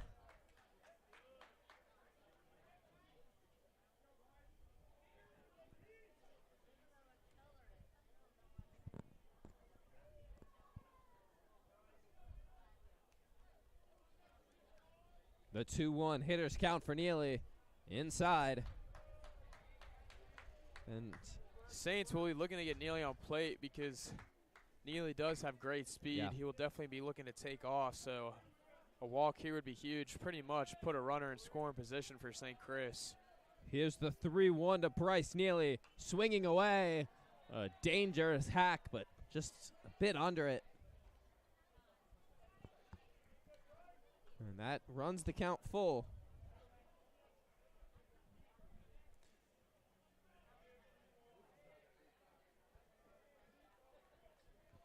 Here's the payoff to Bryce Neely. Swing and a miss, overpowered by the fastball. And he's down on strikes for the third time tonight. Impressive stuff from Davey Rasmussen as he's now struck out a lot of Saints batters. Now just struck out Neely, the UVA commit, so impressive stuff from the freshman here.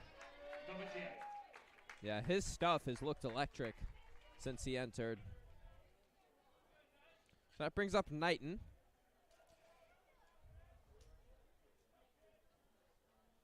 And watches a breaking ball in for a strike.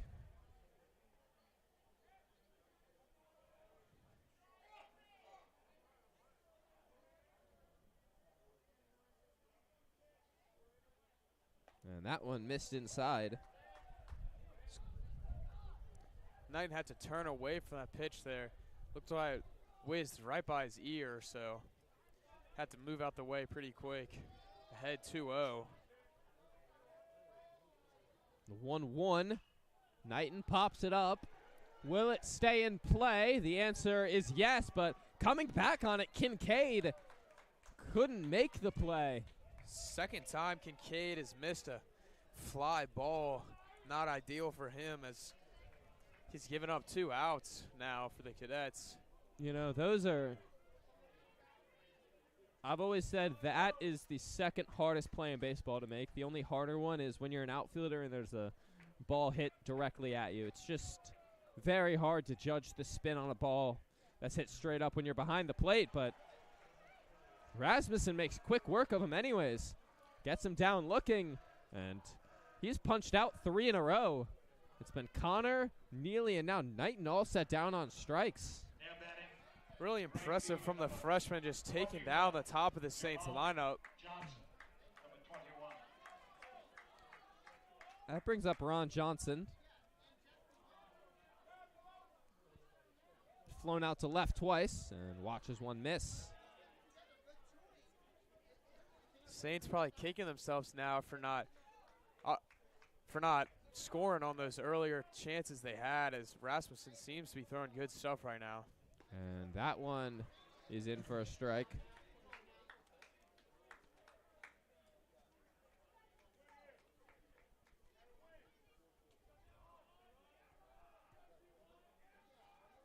(2-0). That one actually is in. No, yeah, the scoreboard's been a bit off tonight. The count is 1-2. I was correct. Now here's the 1-2 from Rasmussen. And, you know, I don't think you can react like that when you're a catcher. Kincaid got up, started to head off to the dugout, but it was not a strike. That's pitcher probably not happy. It's not going to help his case on any future borderline pitchers when the catcher shows up the ump like that. But here's the 2-2. Doesn't matter as Rasmussen strikes out the side. Johnson chasing way outside there. Really impressive from Rasmussen as he shuts down these Saints batters. That sends us to the bottom of the 5th, still 2-0.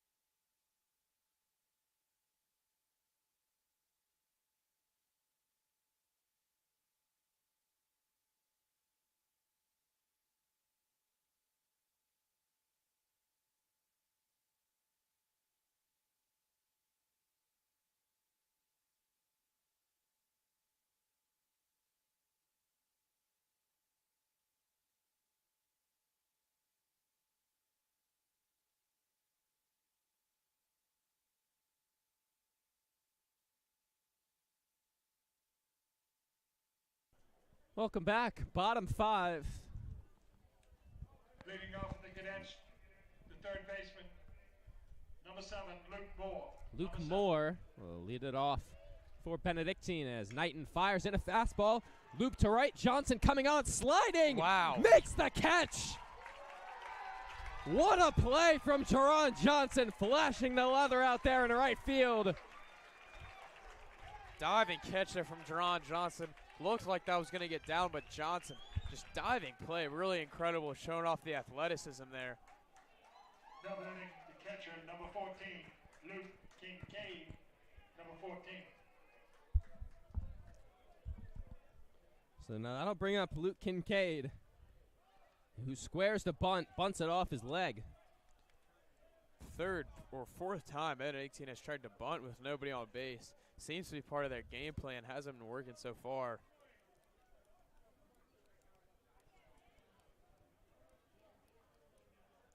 Oh, 1 in for a strike. Knighton ahead 0-2.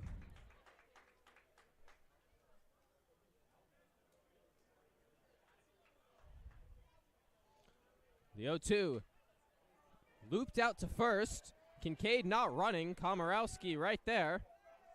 And steps on the bag. 2 gone. Kincaid weirdly hit that ball. I think he thought it was going to go foul, but Komorowski just came up to it, got the ball, and just walked over to first base. Really easy for the Saints as Knighton gets 2 quick outs.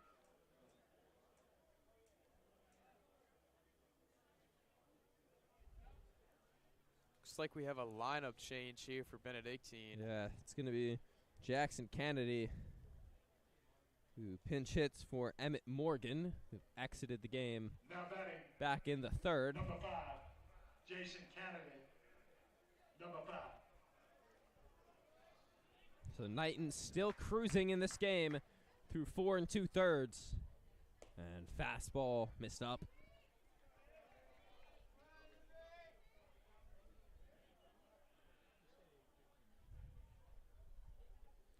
And that one missed away. So Knighton in a rare hitter's count.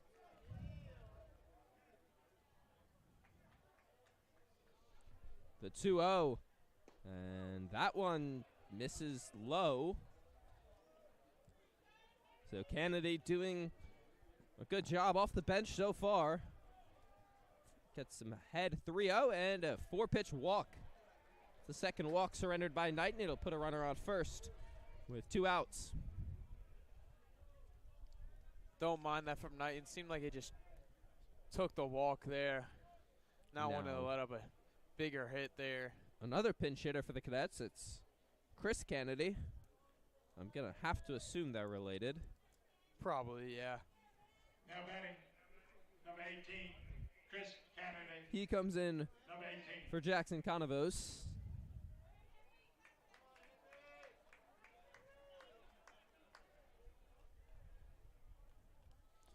As Knighton has missed on 5 in a row. That's another ball. Saints do not have anybody warming up in the bullpen. Seem to be riding with Knighton so far. Yeah, I mean, with the way he's throwing the ball, I'm not surprised. As that one grounded to third, Smith charging, Fields fires, and Henry Knighton through 5 is dealing 5 scoreless frames for the senior starter as we go to the 6th.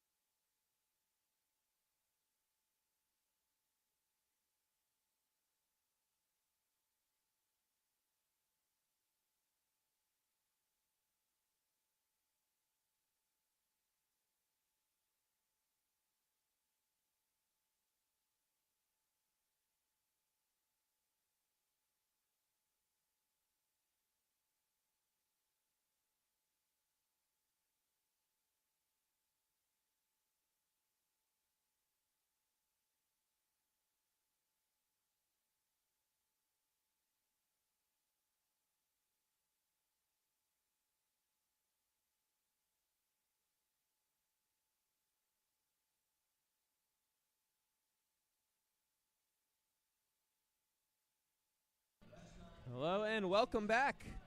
Top 6 now. Saints still up 2-0.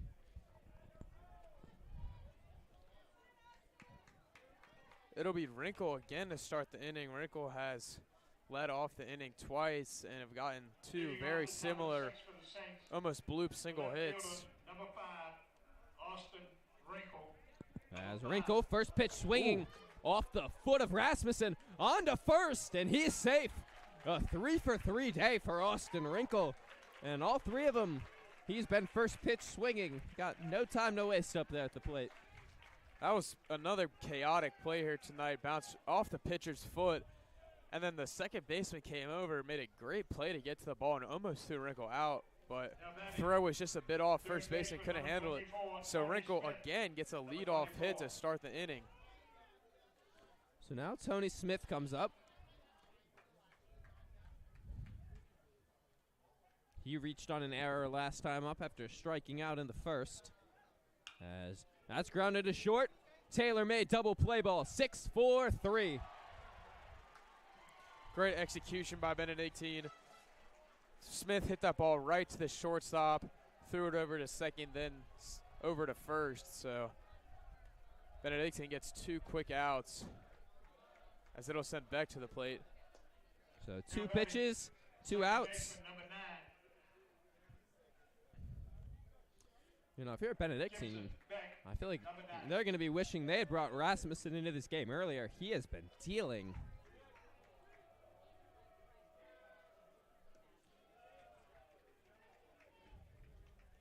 Right, this could have been a whole different game if Rasmussen would have came in, maybe even started this game, as he has been incredible so far. That brings up Gibson Beck. That's in for a strike, evens the count at 1-1.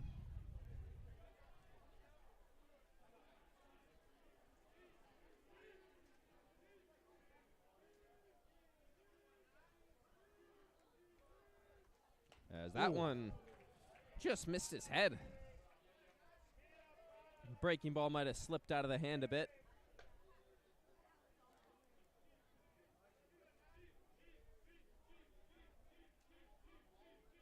The 2-1. Beck swinging away, fouls it. Straight back. Beck seems to be a bit angry with himself. How to take a lap around the home plate. Just look to calm himself. 2-2 with 2 outs. That was a pretty solid pitch to hit. Now here is the 2-2. Swing and a miss. Beck down on strikes. That'll do it for the top of the 6th. We go to the bottom half now. 2-0. Still the score.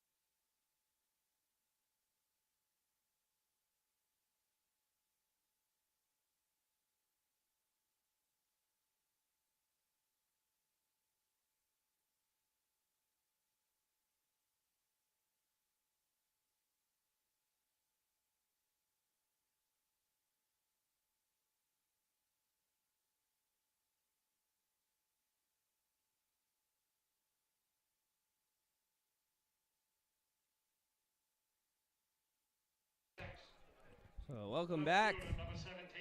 Owen Smith leads it off as it's 9-1-2 for the Cadets.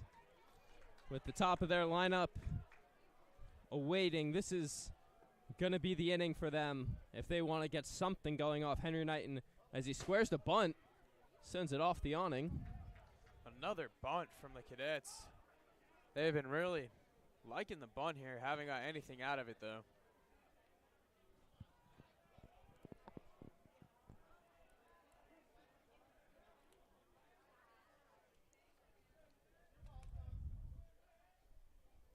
And a swing and a miss. Knighton quickly ahead 0-2. Knighton still just working fast through this Cadet lineup. And the batter calls time. Knighton seemed to be in his windup, but Yeah, I don't umpire know. did award the batter time. And the 0-2 tipped, and Connor can't hang on, so Smith will stay alive. Looked like Connor had a chance there to catch that foul tip, but just couldn't get it.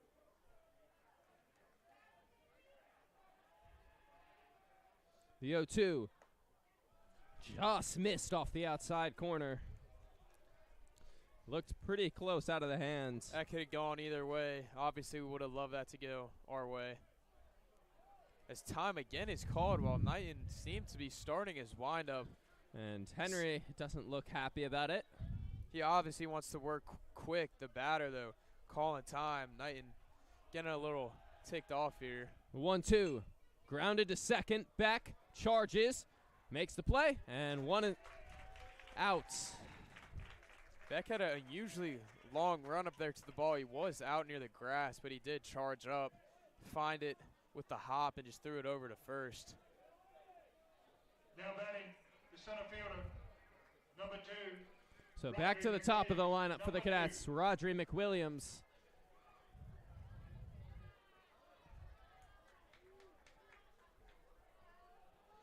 Squaring the bunt.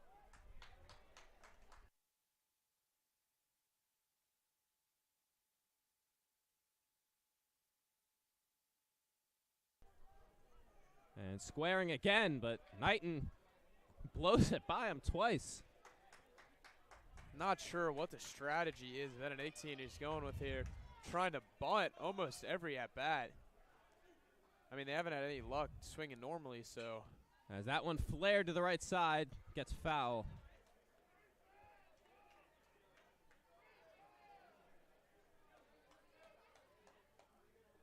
McWilliams down 0-2. Bunts out of play now, so we'll have to play baseball here. The 0-2 missed high. 1-2.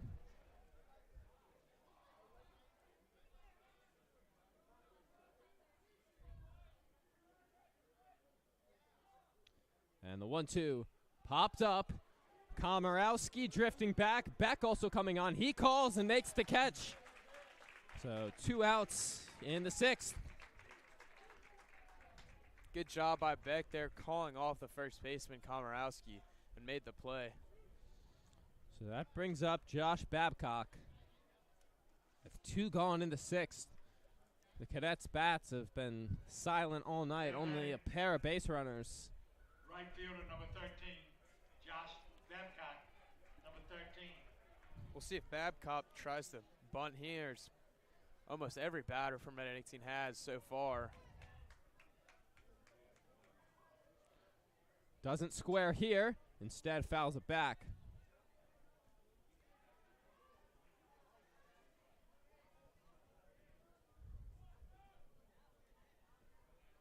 Knighton, so you can see staring in, waiting for Babcock to get moving and get in the box. As soon as he does, he fires, squares the bunt. There it is. And they're going to say he pulled it back in time. That's an interesting call. Wow. I'll leave it at that. They said he did not go around on a bunt attempt. Not sure how that works. But, I'm not yeah, sure about that call. That's all I'll say. Knighton, For any of you One curious more about count. the Auburn-Florida game, that just wrapped up. Florida won 79-73. Very good game down in San Antonio. Now the 1-1. Babcock doesn't square here. Watches one miss.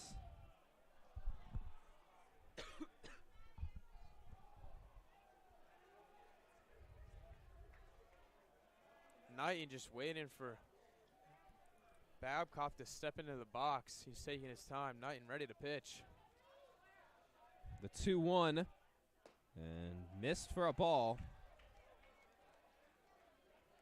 So a hitter's count here.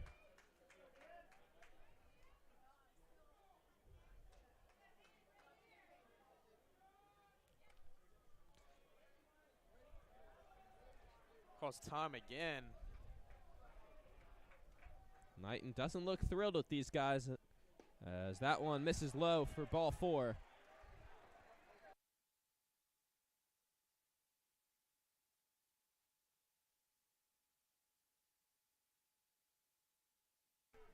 Now batting, the shortstop, That brings up Easton Ogle number 12. as Easton Coach Ogle, Simondera number 12. and Joseph Connor will go out to the mound. No movement in the bullpen, so I would have to assume Knighton stays in.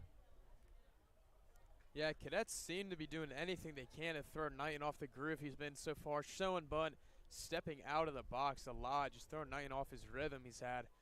Seems to be working a little bit as Knighton did just throw a walk, and Simondera is out there talking to him. He's not going to take the ball, so at least for the time being, this is Henry Knighton's game.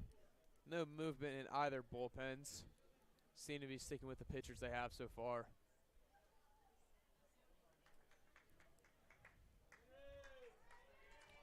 Yeah, this is a very tough question for Coach Simondera of what to do. Because let's say Knighton allows another base runner here. They'd have the tying run on first base. And it doesn't feel like this is a game that has been all too close. The Cadets are right in it. Saints do seem to be sticking with Knighton. No movement in the bullpen. And the 0-0 hit out to center. Beck going back. Neely coming in. Oh. Lays out. Can't make the play. And the no-hitter broken up. And Neely knows it. He's down in center field. He's got to feel bad for Knighton there, as he has just allowed life for the Cadets. Man on second and third, 2 outs. Worst case scenario there for the Saints. Seemed to drop in between the 3 fielders, Johnson, Beck, and Neely. Kind of just fell in between. Neely tried to dive. And never mind, they're going to call that an error on Bryce Neely. Wow, okay. So We'll take it. Knighton still yeah, no hitter. I think Neely definitely willing to take that. But just like that, the Cadets have the tying run at second for Brady Barrett as Knighton misses. Tension's definitely rising here at the ballpark. Benedictine student section certainly jawing at the St. Chris team. As that's in for a strike. Big moment here for Knighton. As time again from the Cadets. As the batter will walk over to the third base coach. You don't see that very often.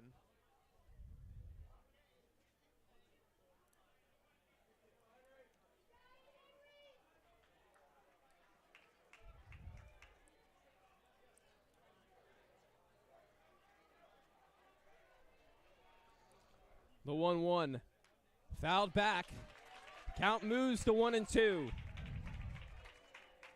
Huge opportunity for Henry Knight here to punch out the batter and walk away unscathed here. The 1-2 from Henry Knighton to Barrett. Strike Got him. 3! Henry Knighton gets him looking. Has some words for the Benedictine bench. He strands 2 in scoring position. We go to the 7th with the Saints up 2-0. Saints fired up here.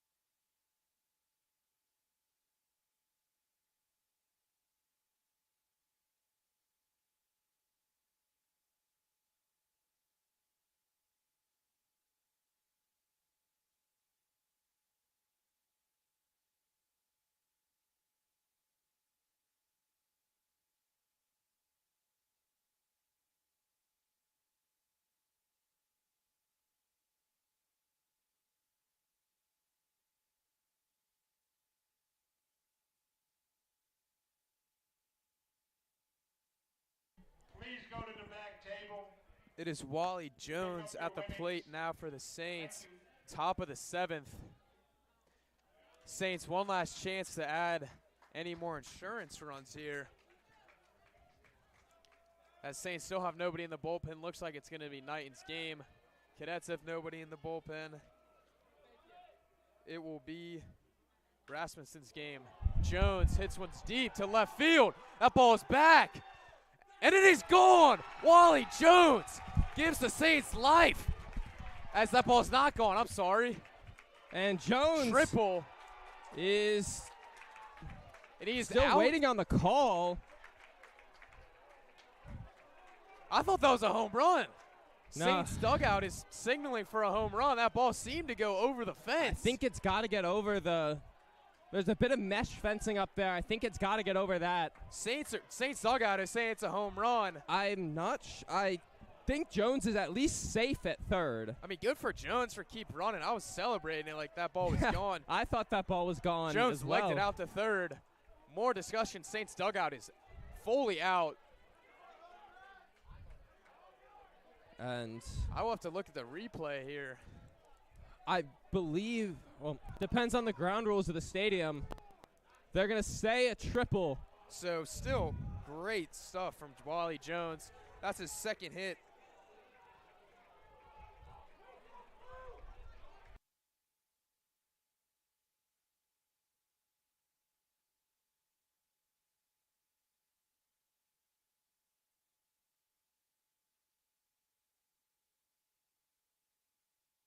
I'm looking at the replay right now. It may have I can't really tell. It may have hit the mesh part of the fence, or it could have hit the grass out in left field and then bounced back into play. But I think it hit the fence. yeah, I didn't ever lose sight of it, so I think it hit the fence. But either way, Saints won't complain about a leadoff triple. And time by the umpires. now Coach Simondera will have Wesley Connor pinch run for Jones. Nevertheless, Saints will have their leadoff batter and Wally Jones on third. But, man, I thought that ball was gone. That would have been huge for Jones and the Saints.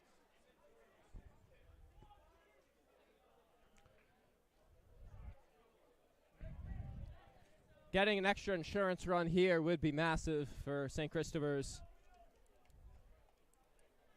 Still up 2-0. That score hasn't changed since the top of the second.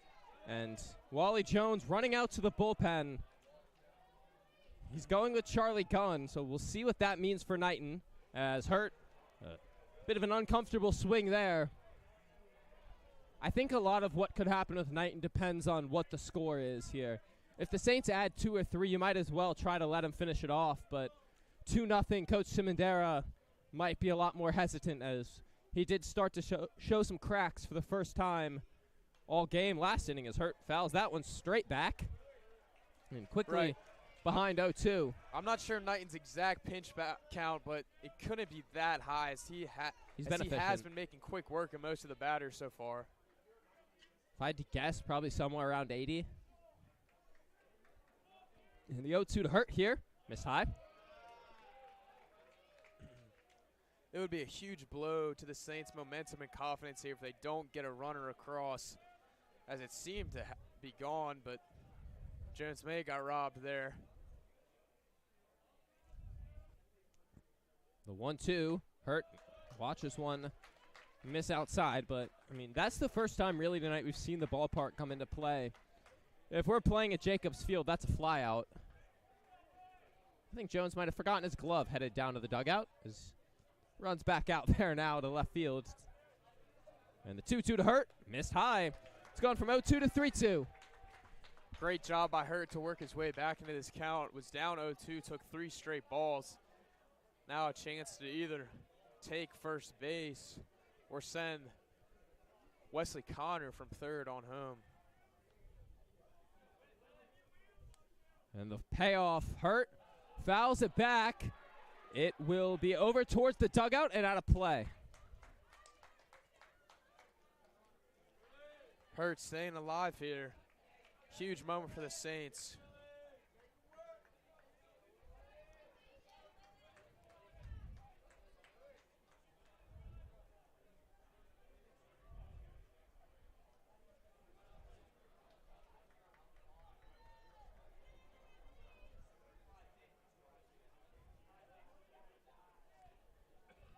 And another payoff to Hurt. Ball 4. That's a great at-bat from Willie Hurt. Puts runners on the corners for Joseph Connor. Will be interesting to see if the Saints, if Connor does get on base, if they will pinch run for him, because his brother, Wesley Connor, is at third base, usually pinch runs for him. Be interesting to see what St. Chris does here.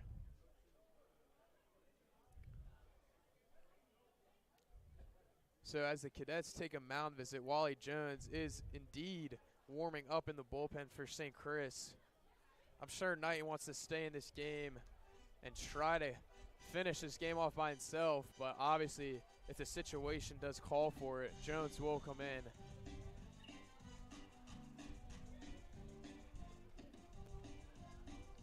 As the mound visit for the Cadets is over, and we will resume play with Willie Hurt on first, Wesley Connor on third, and Joseph Connor up to bat. So it'll be, as you just mentioned, Connor at the plate. We're looking to drive his brother in. Hurt definitely a threat to run from first. That's going to be something to look out for Benedictine.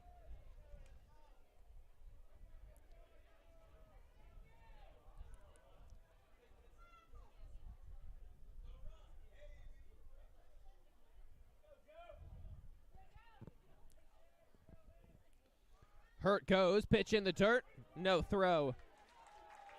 Saints now have 2 men in scoring position with 0 outs.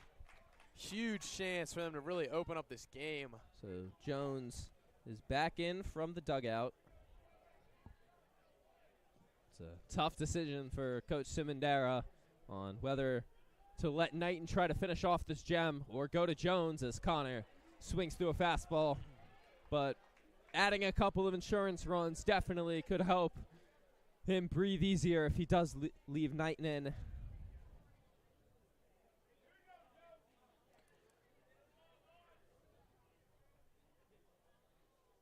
The 1-1, missed high. That gets away. Here comes Wesley Connor. He's in there.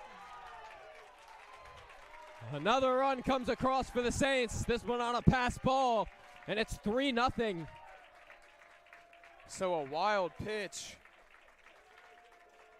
from Davey Rasmussen, who has been incredible so far, but starting to show maybe that youthfulness. He is a freshman throwing a wild pitch.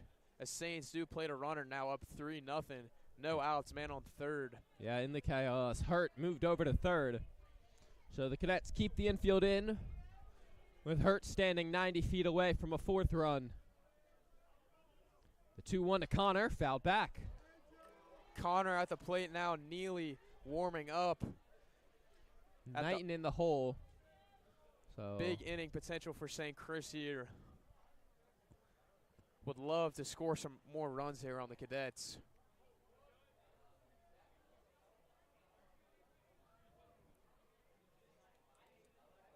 The 2-2 to Connor. Hit high in the air out to left. This one definitely won't leave. Should be enough for Hurt. And no, he decides to head back. Right choice there from Hurt. Owen Smith in left field made a pretty good throw. Hurt started to go, then Smith made the throw on in. Hurt decided not to go, as he does have Bryce Neely come out to the plate, who is 0 for 3. So if you do believe in batting average and numbers, Neely is due up now for a hit. And they're going to go out to the mound. It'll be it for Rasmussen. Looks like they're bringing in Easton Ogle, as he pointed out towards general direction of shortstop. And that, no. And yes, they will bring in Ogle. He's going to switch out for a new glove. So that'll do it for Rasmussen. Threw a pretty good game, actually a very good game up until now. Has let up a couple hits, that wild pitch. So the new pitcher for the Cadets will warm up, and we will be back with you shortly.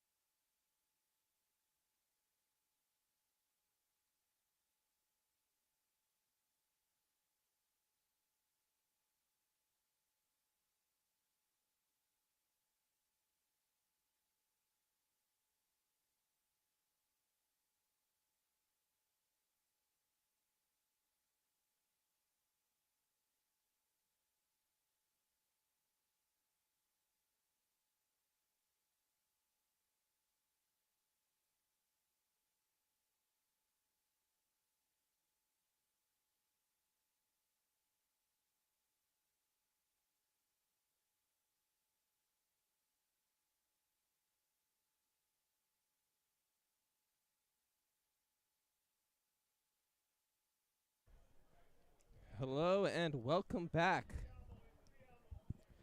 Bryce Neely is up to the dish as Easton Ogle comes in to face him.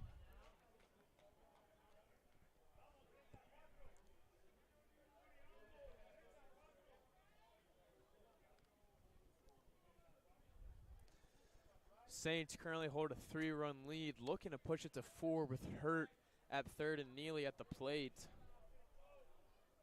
Would really love to shut out any hopes of a comeback for the Cadets.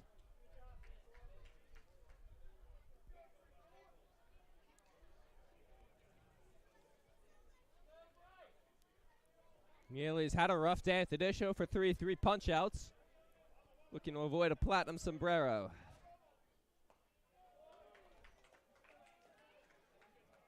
Ogle's first pitch is way outside. Yeah, got to be careful with those misses. Hurt has very good speed down at third base. Anything gets to the backstop, he's probably coming around to score. Neely watches another one go by. So 2-0 the count. Neely going to be looking to do some damage here. Ogle not showing great control so far. Has missed way right, then missed way up this time. Could throw a mistake pitch here, trying to get himself back in. Here's the 2-0 to Bryce Neely. And still can't find the zone. Missed outside, missed up, then missed down.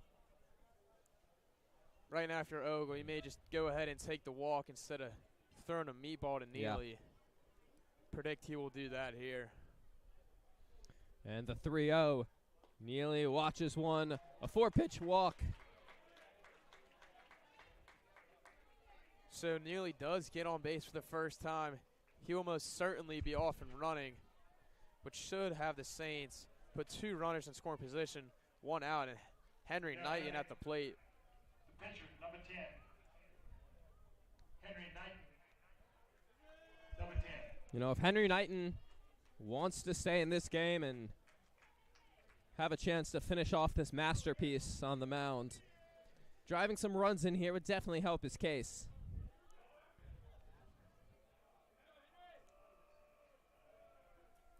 Neely takes off. Knighton watches a ball. Throw goes back to the mound. So not even made in the throw to second base. I think they may have tried to trick Willie Hurt. Yeah. Because if they did throw over to second base, Hurt could have taken off and scored. But Saints do now have 2 runners in scoring position, only 1 out.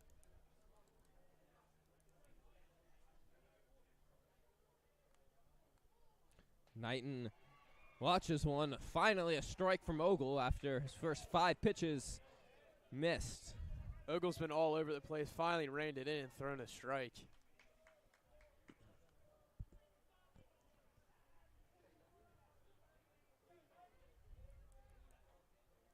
The 1-1. Knighton, his eyes lit up at that high fastball, but was just a bit too high for him. Knighton seems to know he missed that one there. He seems to be angry with himself. I think he's more so angry with the decision to swing rather than the result. The pitch was around his eye level. He's now down 1-2. The 1-2 from Ogle. Missed outside, evens the count, 2-2. Ogle's got to be careful. A pass ball definitely will let Hurt to score and advance Neely.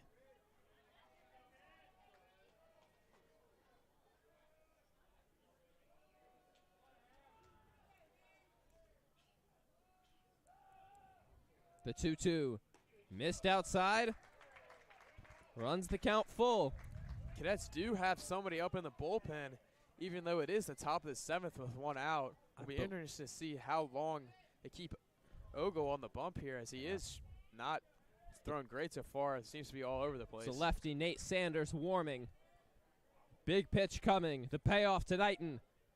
Grounds it up the middle. Ogle fields. Looks Hurt back. He's got him in a rundown. And we'll have the rundown ensue. Hurt avoids the tag. Dive into third. He's out. Oh, now no. Knighton's caught up. But nobody at first base, so Henry Knighton slides back in safely. Not what the Saints wanted, though, as they'll trade a runner on third for a runner at first. Another chaotic play here tonight. Really all over the place here. That was some good work from Ogle, though, to make sure to look back. Yeah, a lot going on there. Hurd got caught in a rundown. And then Knighton seemed to go to second as Neely stayed at third. But now Jerron Johnson, huge moment for him as he's got a man on second base, Neely, who will look to score on anything in play.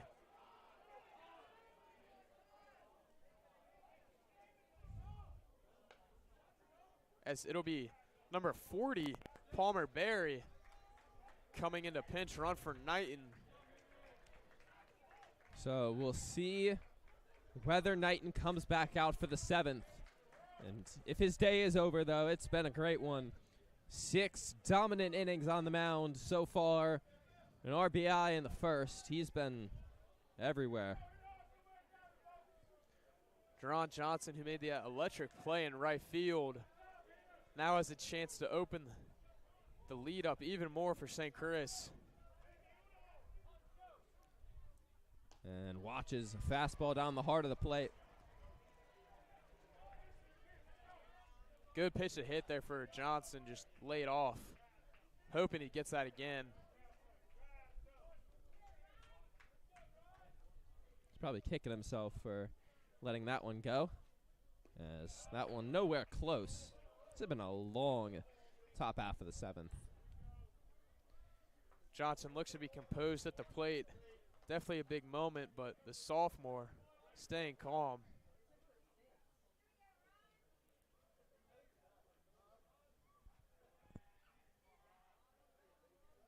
The 1-1 missed away. Johnson gets ahead 2-1.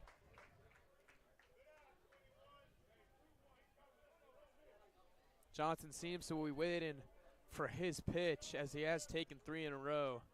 No rush here from him at the plate.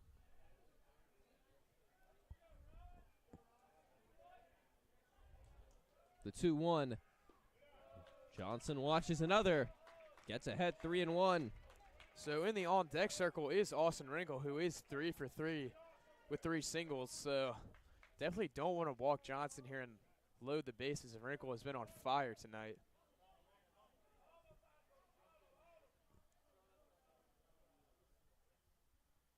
And that's ball 4. So the bases will be loaded for Austin Wrinkle. Wrinkle has been outstanding this game so far, 3 for 3 with 3 singles. Really just been keeping it simple, making contact, not doing too much. If he does that again here, 1, possibly 2 runs will score for the Saints.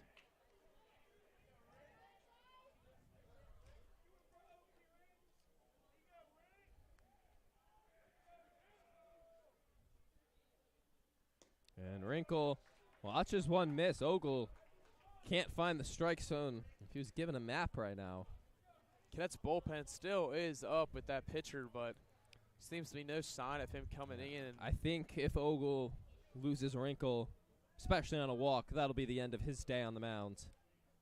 And that one, a much-needed strike. It is an absolutely beautiful night out here at RF&P Park.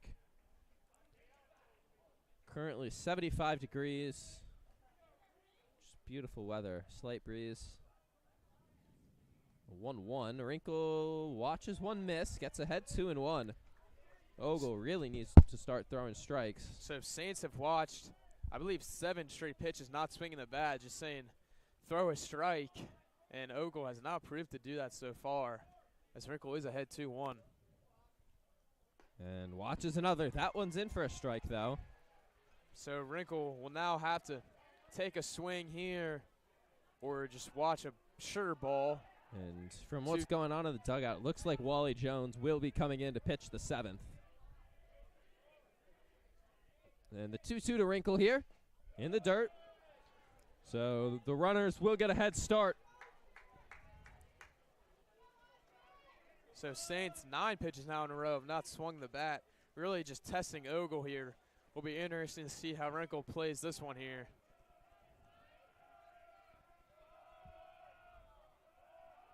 The 3-2 to Wrinkle. Runners go. Ball 4. Ogle has walked in a run. And the manager coming out, that will be the end of his day. Great at-bats from the Saints, knowing the situation, not rushing anything. That'll bring up Tony Smith, but he'll have a new arm. It's going to be Nate maybe not. Well, it will be a new arm. Not Nate Sanders, though. It's going to be Jack Canavos when we come back.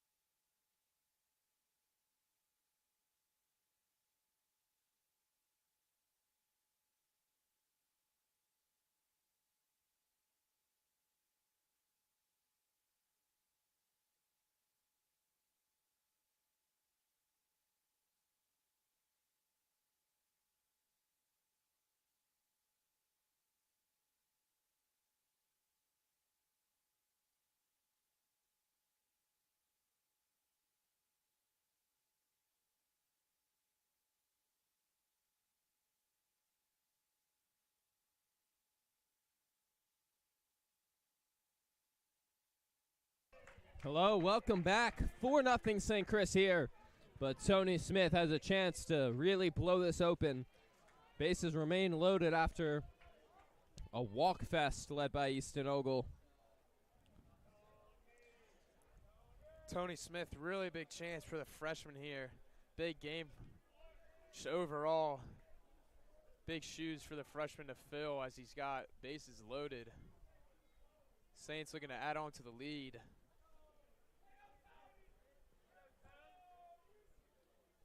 And that one in the dirt. That is a great block back there from Kincaid. Saved a run. Not a great start from Jack Canavos as he throws his first pitch out of the bullpen in the dirt.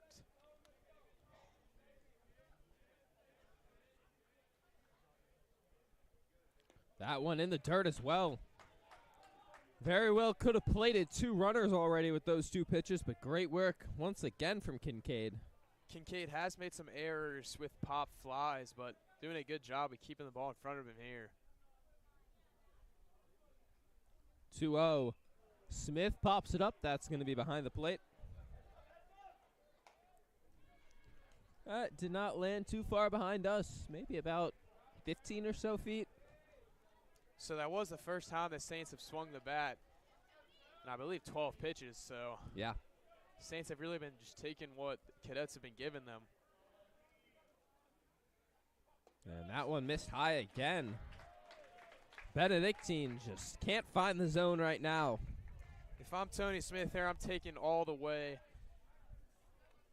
Canavos has not shown the ability to throw a strike yet. And Smith doesn't take. Hits one deep out to center, but it hangs up. And that does it for the top of the 7th. 4-0 Saints going into the bottom half. Stay with us.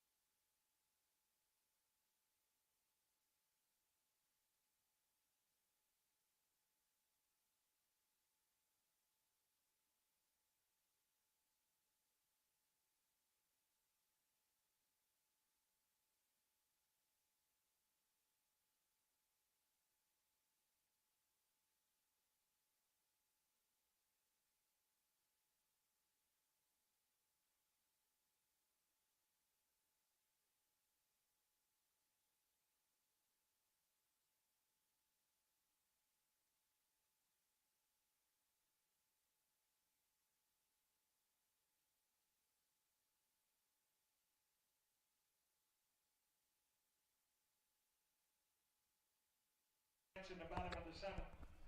The third baseman, number 7, Luke Moore, number 7. So it'll be Knighton staying out there for the Saints. Thought to be Wally Jones, was warming up in the bullpen, but Coach Simonera sticking with Knighton as he is 3 outs away from a win. Maybe something else as well. Not Sure going to say is. it, but.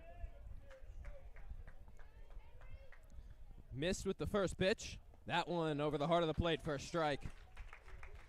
I like that decision from Coach Simonera. You know, if it was a 2-0 game, that's a tough sell, but 4-0, I think Henry's earned it. I agree. And Knighton did throw a complete game earlier in the season, so he definitely has the capability to do it. And the 1-2 hit down the left field line. That is out of play.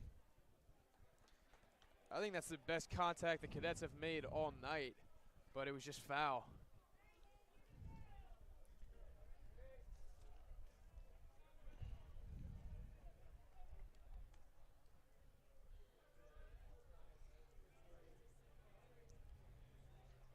Luke Moore not looking to bunt as the Cadets have been doing earlier in the game. It'll be Moore, Kincaid, and then it'll be Jason Kennedy. A swing and a miss. Knighton got him on strikes. The off speed worked beautifully there. And the Saints are 2 outs away. Knighton has not slowed down all night, just keeping his fast pace, keeps throwing strikes. It's been really impressive so far. Now Kincaid goes fishing in the dirt.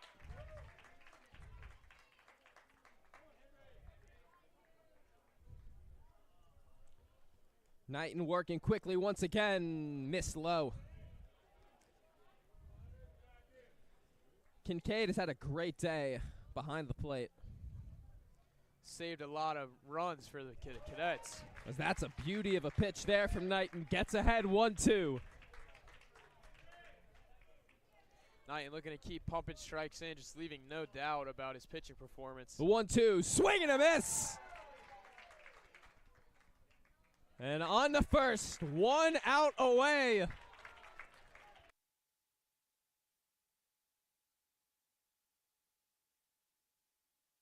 The last lifeline for Benedictine, a pinch hitter. It'll be Fred Dolan.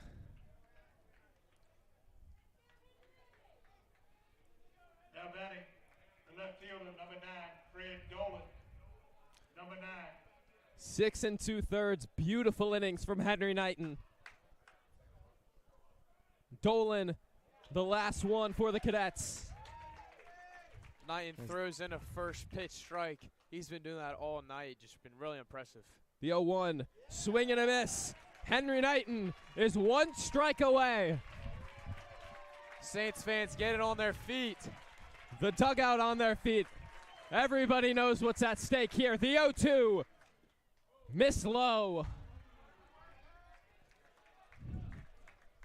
Cadets trying to do anything they can to break up this great game Knighton's been having so far. The 1-2, missed outside. Count runs even now. 2-2. Should need one pitch from Henry Knighton. He's been throwing strikes all night The long. 2-2, strike. Wow.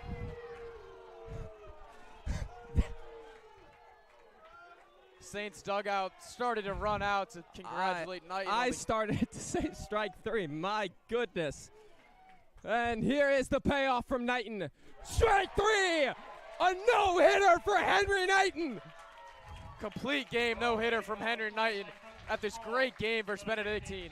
Just can't ask for anything more from the senior, showing off against the Cadets. That's the second no-hitter in a week and a half for St. Christopher's. Once against Stewart, and now against Benedictine. Henry Knighton, the start of his life. The entire game, he was fully in control. There was never really a moment where the Cadets even were putting up hard contact against him. Just a dominant performance for all 23 batters he faced tonight. He did walk 3, so just did miss out on the perfect game, but I'm sure he'll take a no-hitter any day. Saints walk off with 6 hits and 4 runs. Good job by them capitalizing with runners on the base path. Couple timely hits from them. 4-run win for St. Chris. And you know, shout out the scorer, because that one ball hit to center that Bryce Neely couldn't make a diving play on in the 6th. I thought that was going to be ruled a hit. They ruled it an error. Yeah, Neely definitely thought it was a hit. He was kind of had his head down like he did give up a hit. But luckily, Knighton does get rewarded with a no-hitter. And you know, complete game no-hitter. Very impressive. Because of that one error, they had to do that sprint out in left field, but I'm sure all of them will take it. So that'll do it for us here at SDC TV. I'm Edison Palumbi alongside Patrick Leckie. We thank you all for tuning in. A no-hitter from Henry Knighton as the Saints win 4-0.